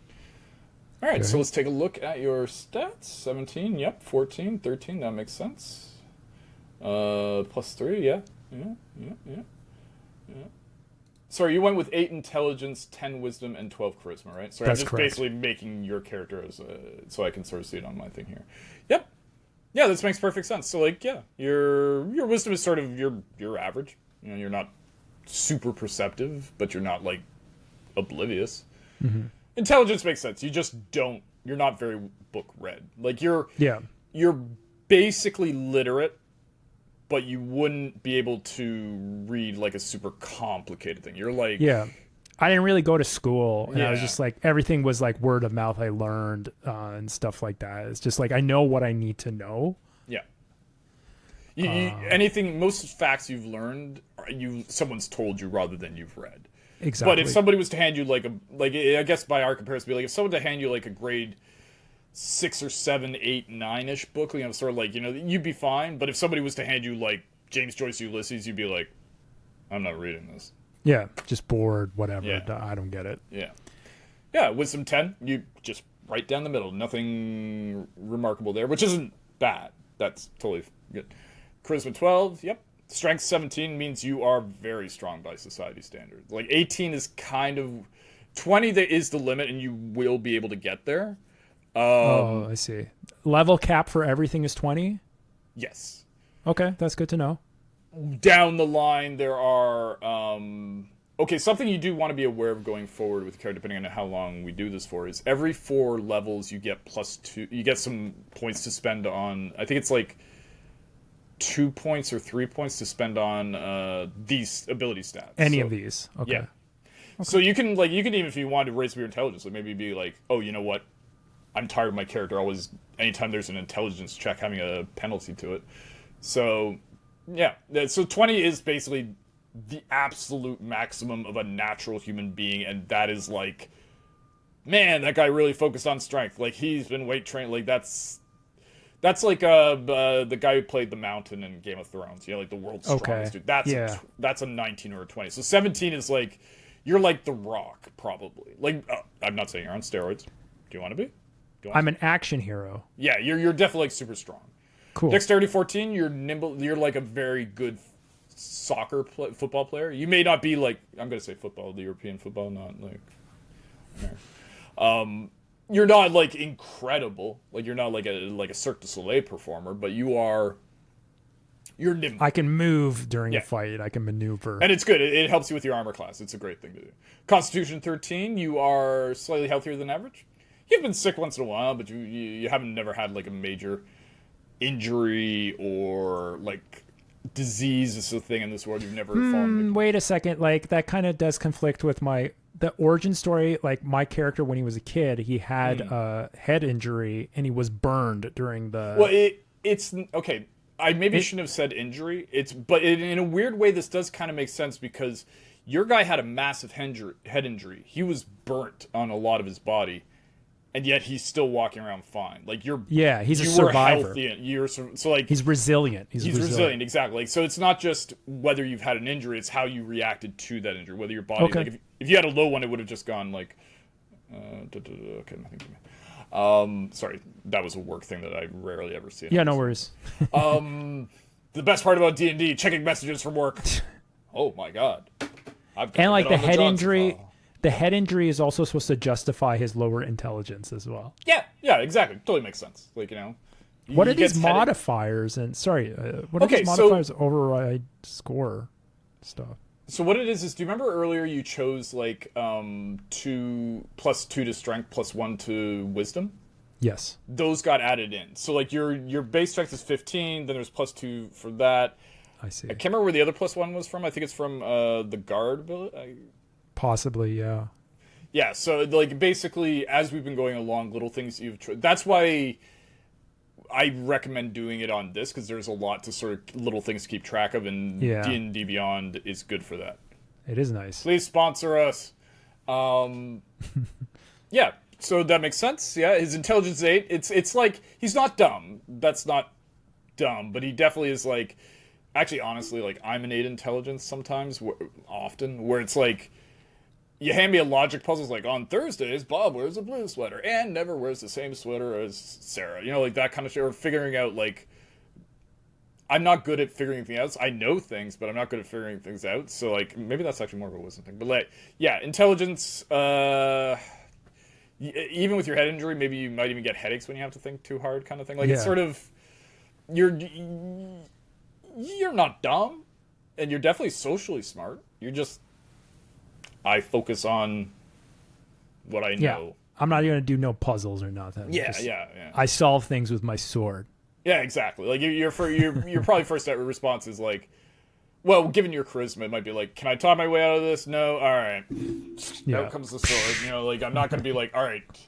Or if you come across like, okay, this statue I have to move over here. Maybe I should just smash this. I don't know.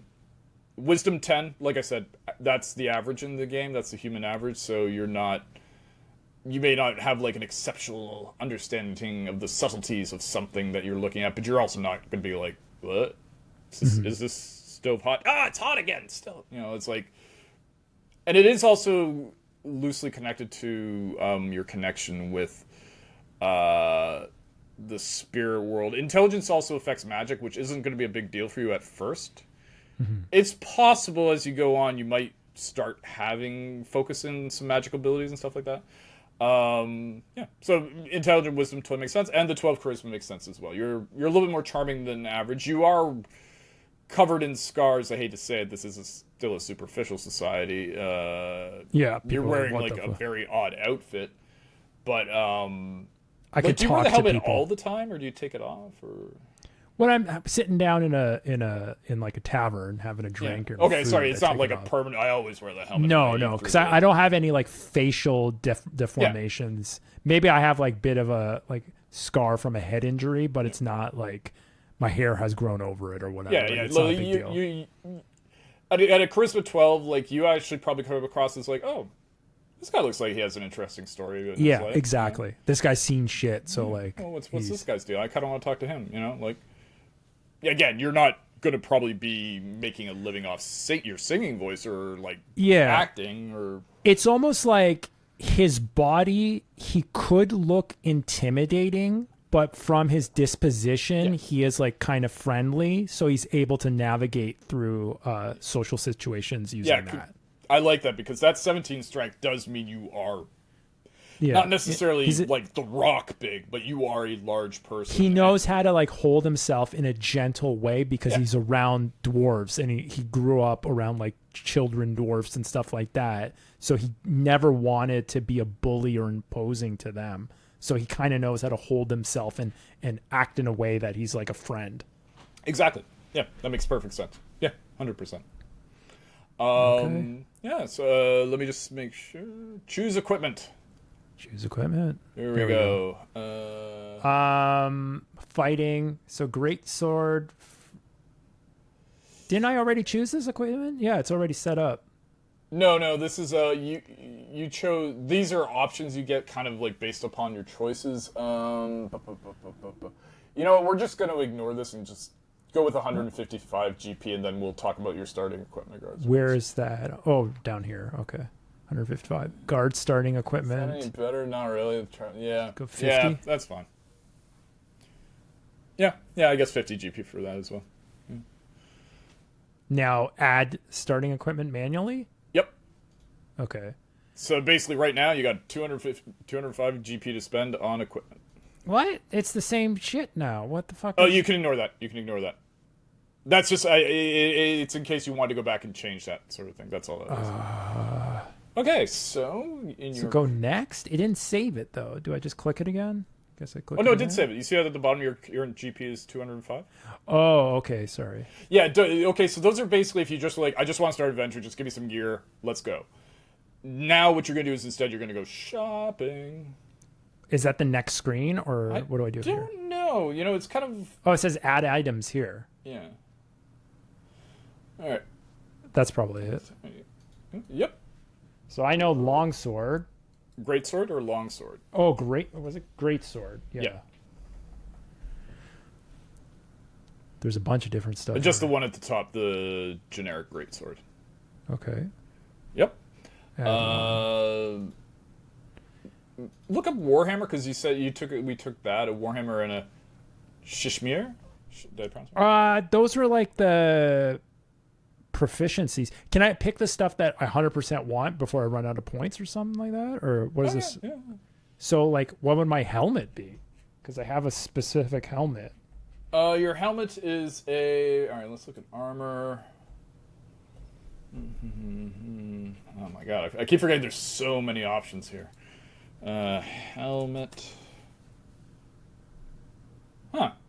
Well, there's studded leather, so I can pick that right now. Yeah, you know what? Pick an armor type, and then your helmet will just be a part of that armor. It's not it doesn't do. It's not like in video games where you have like a separate category. It's just for like each.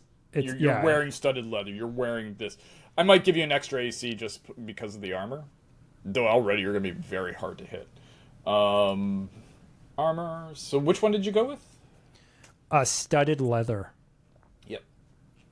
So I have great sword, studded leather. Should I now have more weapons? Is that normal? Yeah, probably. Like, well, here's a question for you. Mm-hmm. So there are no firearms, but ranged weaponry is still a thing, and I feel like dwarves would use crossbows, just if you ever need to attack from range. I don't know if that's a thing that you want to think about. I mean, I know you're more of a run-in and fight guy, so At this point, it's just kind of like think about what kind of weapons you would have. Well, Warhammer does actually make sense, not just because of your skill, but because dwarves would have Warhammers. Okay, let's add a Warhammer. Just gotta check something on the Warhammer. I can't remember if it's one. Warhammer.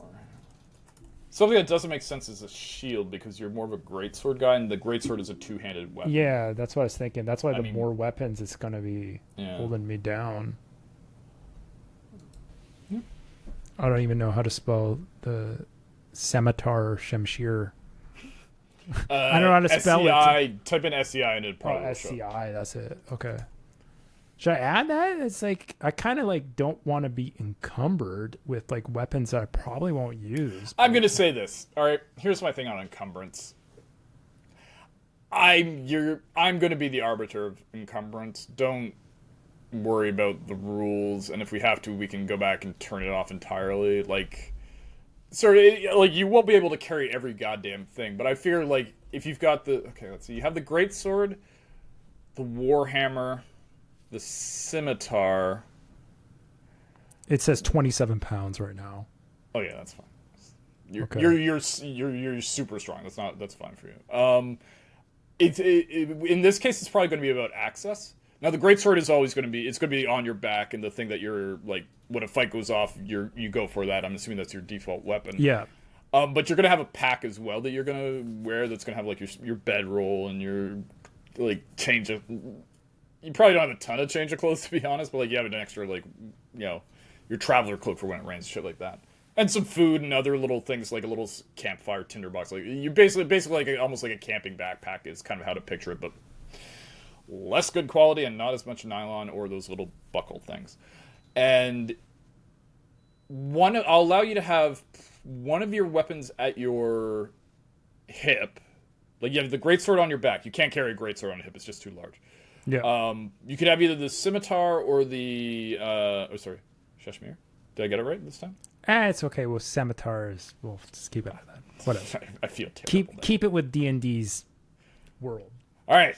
So you can either have the scimitar or the warhammer on your hip. The warhammer is basically like a very large hammer. That is the way to think of it. Like,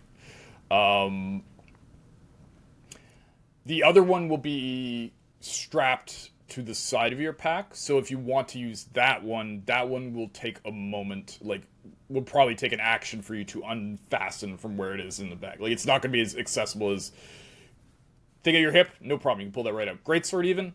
You can pull that out, but you might want to be like, depending on the situation, the fact that if you're walking and you still have your pack on, it might be like, okay, pack off, grab the sword. So it might be like a round just to get it out, kind of thing. Like I think it's a bonus action usually to draw a weapon. So it makes sense you have all three. You might not just be able to carry it all at once. To have access to it instantly. Like, you couldn't be just like scimitar, like swapping back and forth. One of them is going to be stowed, so you can choose whichever one. Yeah.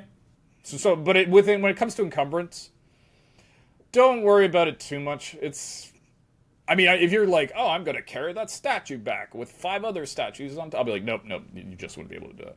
And there will come a point where I might say, hey, okay, I just want to check what you've got on you. All right, you're starting to get a little over encumbered. I'll probably have somewhere to stash at least eventually, right? Given time, you might be able to rent a room or at an inn or something for a long time period. Because one of the things you're going to find is that you're going to, like right now you have 205 gold. It's not taking away the gold from this, so that will go down once we have done your shopping list. Okay. Sorry, I was hoping it would automatically deduct as you added things, but I don't think it is. It doesn't seem to be doing that. I think because it's still counting as it's like the starting equipment. I think. Yeah. It might even be like maybe you don't have that gold, and we'll figure it out. We'll just leave that 205 gold there for now, and in what we're doing right now is basically spending that on gear, and then whatever you have left, we'll figure it out, and then that's what you'll be carrying on you. But the thing to remember is like, okay, so like. A weapon is like 15 gold to 60 gold or 30 gold, depending on the quality of, like, just an average weapon. We're not talking magical or anything strange like that. Most people, the way to think about it is, like, most commoners, like the absolute just above indentured peasantry, make about a couple gold a month. Like, if they wanted a sword, they would have to save up for, like, a year or something like that. That's a huge investment. The thing is, as an adventurer, you're going to come across a lot more money that will make you not like a billionaire wealthy. You won't become the Elon Musk of this world. Well, maybe with time, but so what I was going to say is like it would be very easy for you to find a place in a larger town or even in a city, maybe in the capital or wherever, and rent out a place for a year and go like, here's the gold. I want this place. I'm not going to be here a lot, but I want my stuff kept secure.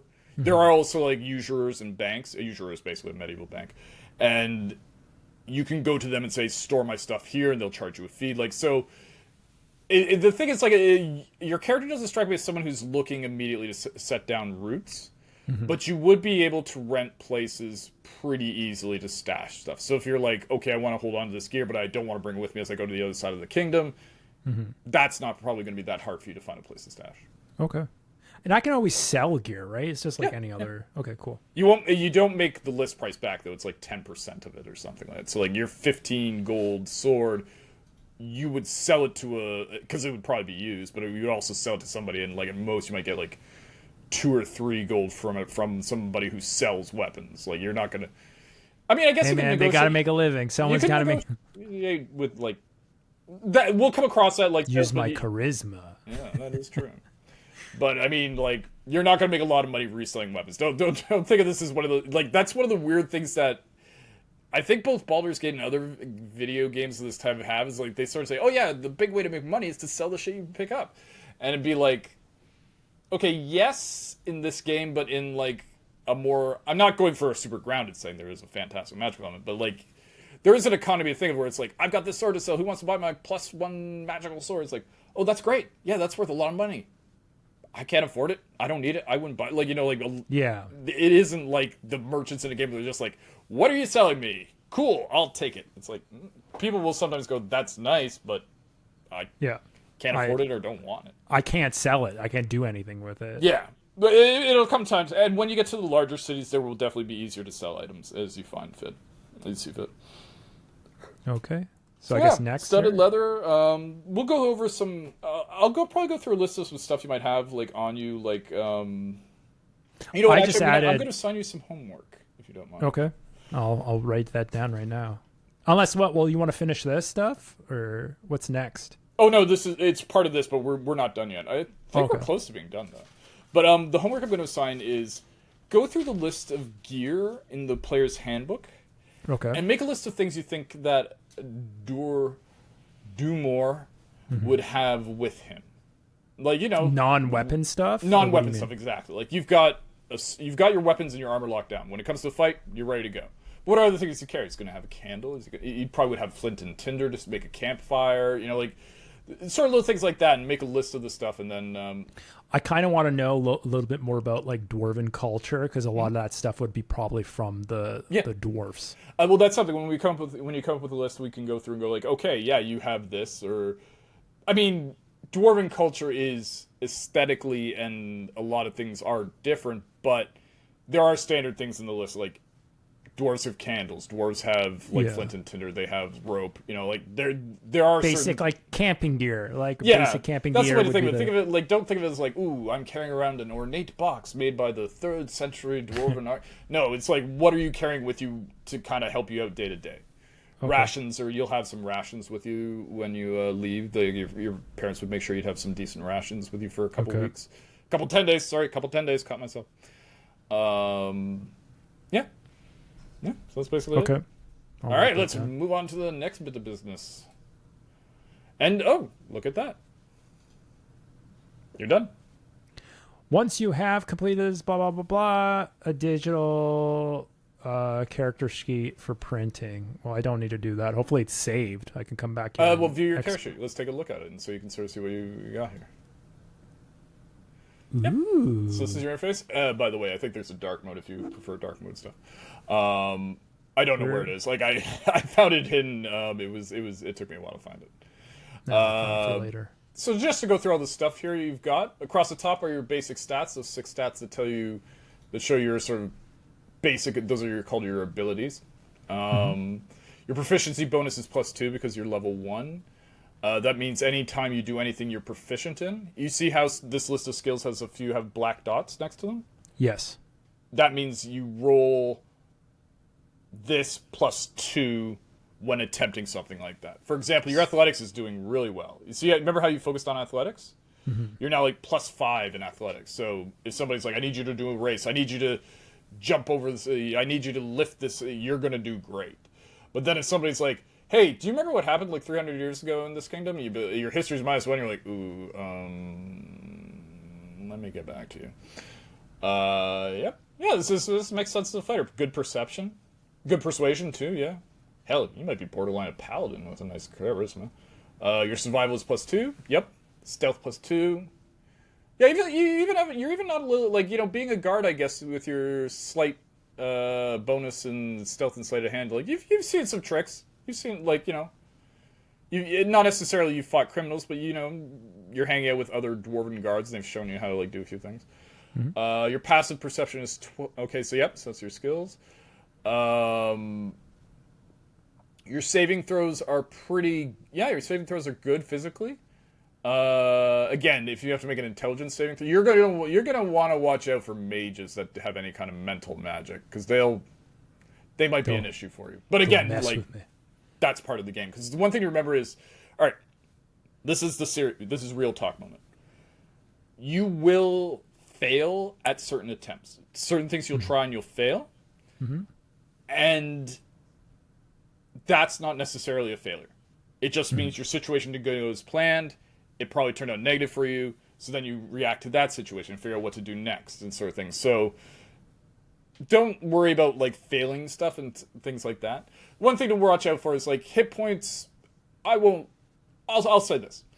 For the first little while, you're going to not have plot armor, but as long as you're not stupid about things, like, you're pretty survivable. You are a very tough character starting out at the level 1. But going, like, as things go on, do keep it, like, start, like, understand, D&D can become lethal, especially because you'll be usually traveling, you'll be the only player so far, unless we got other people into this. You'll probably end up with NPCs joining you a lot, like people of different, like, classes. We'll even travel with you for a bit as a secondary character, just to kind of, like, kind of like in a video game, you assemble, like, party members, like in Mass Effect. But you are going to be the hero and the focus of the story, so you're definitely leading the way everything's happening. But what I'm saying is, like, just understand, a lot of D&D's rules are about combat, and combat can be lethal. At earlier levels, it's actually not so bad, because it's a lot of, like you right now are armor class 12. That seems low. Okay. Can you go to inventory for a second? You see the big square box? It's where it says actions. Right next to actions, there's inventory. Sorry, down. Yeah, okay, right here. Okay. Inventory. Click on studded leather. Click on that active box. Oh, sorry. The little checkbox beside it in the previous window. Checkbox beside, like. Yeah. This. Yeah. Okay. There we go. 14. That makes sense. Also, you might as well definitely check Greatsword, and then whichever of those other two you wanted to have available. Check them all? Greatsword, yes. Now, remember how I said one more. Just one more. The other one you have, but you just aren't able to get to it quickly, is the sort of thing. I guess, like, I want to have my Warhammer ready. There you go. Okay. Yeah, great. Yeah, the 12 seemed low. It's like, okay, 14 makes sense. So basically, enemies are going to try to roll to hit you with 14. It's doable. You'll take some hits and stuff like that, but, like, yeah. Trying to think what else. Yeah, this is basically your starting character. And okay, hit points. Now let us see. What is the easiest? Does this? One thing I don't know is, does D&D Beyond have a die rolling thing? No, that's weird. You would think it would. Like, just a simple, I need to roll some dice. Alright.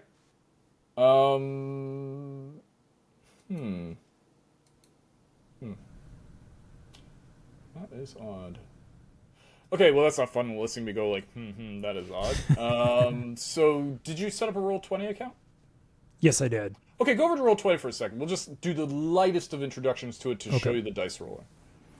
So give me a second. Share take something else. Roll20. Booyah! Here's my Roll20 account. All right. Click on tools. I'm not sure if you have to be in a game to do it. Oh, maybe you have to be in a game. Go to games. Under games. Okay, games. Yeah. Yes. Create a new game. Or is join a game? I don't have the game set up for you to join. Okay. So we're not doing the adventure today. So just create a new game. It doesn't really matter with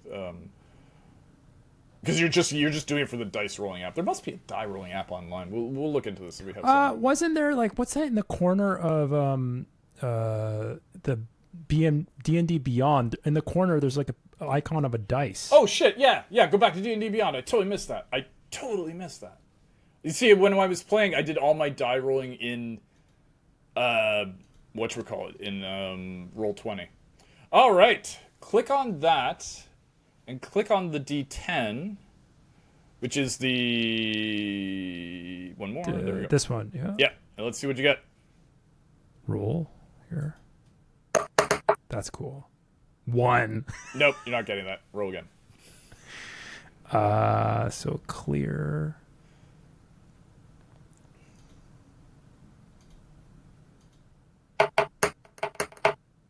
Jesus Christ. Nope, roll again. Look for I thought my anything- character's lucky. What the fuck? Well, I mean, your character's lucky, but are you lucky? That's true. All right, 10. Perfect. We're taking it. Love it. Okay. Hey, everybody. I Zero's know 10. that was super gamed in his favor. I apologize. It's his first time playing. He's getting the 10 hit points. That's great. Hit points don't change. You're basically at 11. So, you notice how your Constitution has a +1 bonus above the 13? Sorry, I'm moving my own cursor over the stream. Where is that? The ability's at the top underneath your name. Okay. So how hit points work is basically every time you level up, you roll a 10-sided die, and then you add that +1 bonus to it. And that's the number of hit points you get again. So if you rolled next time, you're keeping the roll, except for ones. You're not, if you get a 1, you roll again, but if you get a 2. So basically every time you level up, you're going to you roll a d10, and then you add your Constitution bonus, which is the +1, and then that number you get gets added to the 11. So if you rolled let's say a 6, becomes 7 to 11, so your hit points become 18, and that's how you become tougher as you level up and can take more hits and survive more damage, kind of thing. Okay. Yeah. Well, you know what hit points are. I mean, you've played Baldur's Gate 3, so this isn't that alien to you, I don't. Yeah, it's very similar. Like I have an idea. I just like now without it being all automated. Exactly. Right? You're now dealing with I have to do this myself instead of just the computer going, yep, congratulations, you level up. Yeah. So there you go. Now you have a character. He's got a set in the world. He's out freebooting around, and I guess weirdly the very very loose map that I drew for this setting adventure, the first adventure. Let me see, did I pull it out? I did not. If you look at this. Here, let me stop sharing this. Okay. So, you've been traveling, you've left from the Dwarven mines, and if you notice here, it says mines and forest logging camps to the north. So you're coming down this road, and you have decided to spend the night in the town of Alders Bay. And as you're traveling, you realize, you're looking for a thing, but sometimes things happen, and you're looking for any work to be done. And the local innkeeper, when you arrive, says, "Oh yes, someone is looking to hire a mercenary recently. I will send a message to him. Stay here the night, and he will show up in the morning." It is a local priest. And there we go. Sorry, I guess basically. Let me be a little bit more, less brief about it. So as you travel south down the road, one of the first places you come to is Alders Bay, which is not quite a city, town, sort of like, it's of a size. It has 2 blacksmithies, I guess, is a way. It's like a port town kind of deal? It sort of is, but it's more of a fishing town, to be honest. That's why it's never quite gotten to the point where it's become we're now a fucking city, bro. It's sort of...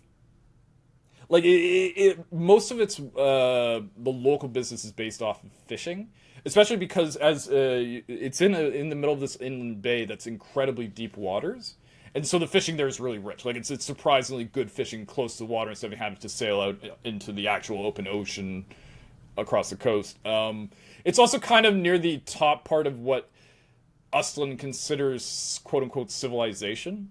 Like the borders for Ustlin go all the way. Technically, in a weird way, the borders of what the kingdom of Ustlin considers Ustlin includes the Dwarven Enclave, but they're more like a carve out, kind of like a San Marino in Italy or the Vatican City in Rome. It's like, yes, technically everything that surrounds us is Ustlin, but we're not Ustlin. And Alders Bay is in the northern part of the kingdom on the coast. So this actually worked out well. Like I liked your Dwarven background stuff. It was great. It really ties in quite well. And it even situates you nicely in the settings, so things. So yeah, cool. There you go. So you're traveling south, and one of the first places you would come to would be Alders Bay. You've been traveling for a while. You've been traveling at least for a 10-day. There's a few villages and farms you've stopped off in along the way, but it's also pretty rough country in the sense of like there's not a lot of civilization here. There's the Dwarven trade routes, which dwarves leave the area, but they don't do a lot of trading within the area because there isn't a lot of human settlements here. Like Alders Bay is probably the northernmost settlement, especially on the coast. As you get more inland, it gets a little more densely populated because there's the trade with followed over the middle mountains. And yeah, so long story short, you're heading south and you're heading to a thing, and you were given some money, which you've spent already. We'll go through the list, but you're not rich, and you know that it's going to be expensive. So sometimes, you look for local, you need proper work, and you're not looking to do like, I'm assuming day labor stuff like, oh, I'll go pick a field. Like you're more like, first of all, you're dressed in armor and you're carrying like 3 weapons, 2 ready to go and 1 on the side. That makes you stand out in a crowd, even in a town like Alders Bay, where it's like, whoa, we're all farmers and fishermen. This guy's that's a lot of armor. So yeah, and that's why when you arrive at the inn, the innkeeper is like thing. In fact, he might have even approached you first, saying, "Hey, are you looking for work? Because there's a monastery nearby, and the priest was coming in saying he was looking for an escort to go check something out, to go look for a missing brother, like a novice at his monastery who's been gone for too long. He wanted to see if there are any mercenaries in town, had traveled through, because there are wandering mercenaries. Like people like you aren't unique. I mean, you're unique, but there are, what would you people call it? Like, passing through, like mercenaries for hire. People do local jobs a little more. Like, oh, do you need some like the world of D&D is can actually be very dangerous. And one of the big things you find is escorting is a big thing. Like, I've got a caravan. I'm at point A. I need to get to point B. I need protection because there could be bandits or worse out there, sort of thing. So. Doomor has experience protecting dwarfs, merchant dwarfs. Yeah, exactly. So he's got experience with like fighting and like protecting people. So this is right up his alley. Yeah, actually, your character's backstory just like completely fit in with what we're the setup for the adventure. So next time we play, you shall meet him, and then Alders Bay. That's the starting point. Alders Bay, yes. Alders Bay. Okay. Alders Bay. Yeah. So there you go. That was quite a productive episode 0. Mm-hmm. We got the character is all ready to rock. So next time we'll start the campaign. I guess next time I have that homework of like sorting out like the gear that I have and minusing some of the money and stuff like that from it. I'm going to work on making image for Doomor. Full disclosure, unfortunately, I might use some AI to get this done. Ooh, I don't know how to feel about that, man. I can't draw that good. I can't draw that good. You don't have to draw that good. Just like I'll try drawing it. If it's really bad, then I might hire some robots. Okay. I'm going to say this. I don't support the use of AI art. I can't stop you. Like, I can't come to your hometown and punch you in the face and say, stop using AI art. But if you're going to, fine. I mean, I know our logo. Anyways, yeah. Don't tell me, I think is what I would say in the future. Yeah. I mean, all I want to say is by next time I want to have at least like image. I'm going to have now that I know my character, my stats, I'm going to try to like flesh out the character in my head and have some like graphical there are, by the way, representations of it. when you go back to your character sheet, there are a whole bunch of free icons you can use for if any of these might work for you. I'll check that out. I think just the main thing is I want to get that helmet done, like the helmet with like the 17 on it, because that's a big part of the character. But I'll see what I can do. I might even be able to like mix some Photoshop and find some existing assets and just like make some, which is like, that's like, how far is that from actually just AI? It's just like remixing. Well, the fact that you didn't have to go computer do this for me, you know, like yeah, we'll see. I'll I won't tell you what I'm doing, but I'll have something like that. Yeah, that's totally fine, dude. I'm just giving you a hard time. I'm going to by the time that we start next week or what have you, I'm also going to work on how I want to vocalize the character and like his disposition and how he talks and stuff like that, because I kind of do want to try my best to be in character 100%. So that's going to be some fun stuff. I can tell you I am not the greatest at vocalization, so a lot of my characters will have a vaguely UK accent or that kind of like BBC like, hello, I am, you know, like sort of like just. That's fine. Yeah, that's D&D, right? That's the also, I've been talking for 2 hours. I'm like, I'm gonna have to start getting like fucking that honey tea or whatever that voice actor. I'm like, oh my god, I'm actually like my throat's a little hurting from this. But I'm really excited about this. This was like this first time doing this, and it actually felt like I was nervous, but it felt like it kind of came together pretty well. It's like, D&D games are a conversation. That's what they are. They're just basically like you have a conversation. Once in a while, you refer to dice or rules and stuff like that. But it's mostly just you're telling a story to me, other players if they join. You're just telling a story. You're just engaging with like what's happening, and so there's nothing to be nervous about because there isn't really a wrong answer to anything. There could be a wrong way to play the game in the sense of like you. One of the things some people are way too jokey about it. I've been in campaigns where I love D&D when there's humor and people are having fun and making good time making jokes. That's great. But when you just completely go like, I'm just going to be wacky and crazy and do like the dumb thing and like things. Think about what your character, how the world of the game would realistically respond to your character. Yeah. And you can inject humor. Like, you know, characters in this world do have a sense of humor. Mm-hmm. But if you go like just straight wacky and wild, like people might be like, hey, why are you doing that? That's weird. Yeah. But yeah, it's a conversation. I'd say you did a great job creating characters. It's nice you came with like a very well detailed backstory, and it fit in perfectly with the world that I had. Like if you had gone like I'm going to be a Draconid mage, I'd be like okay. I mean, I could have handled a mage character as well. Actually, there's a whole thing about mages that you haven't really experienced yet. But I think it went quite well if you ask me. Sweet. Well. Thank you, everyone that's joining us. Please join us next time for episode 1. Doomor the 17th reaches Alder's Bay.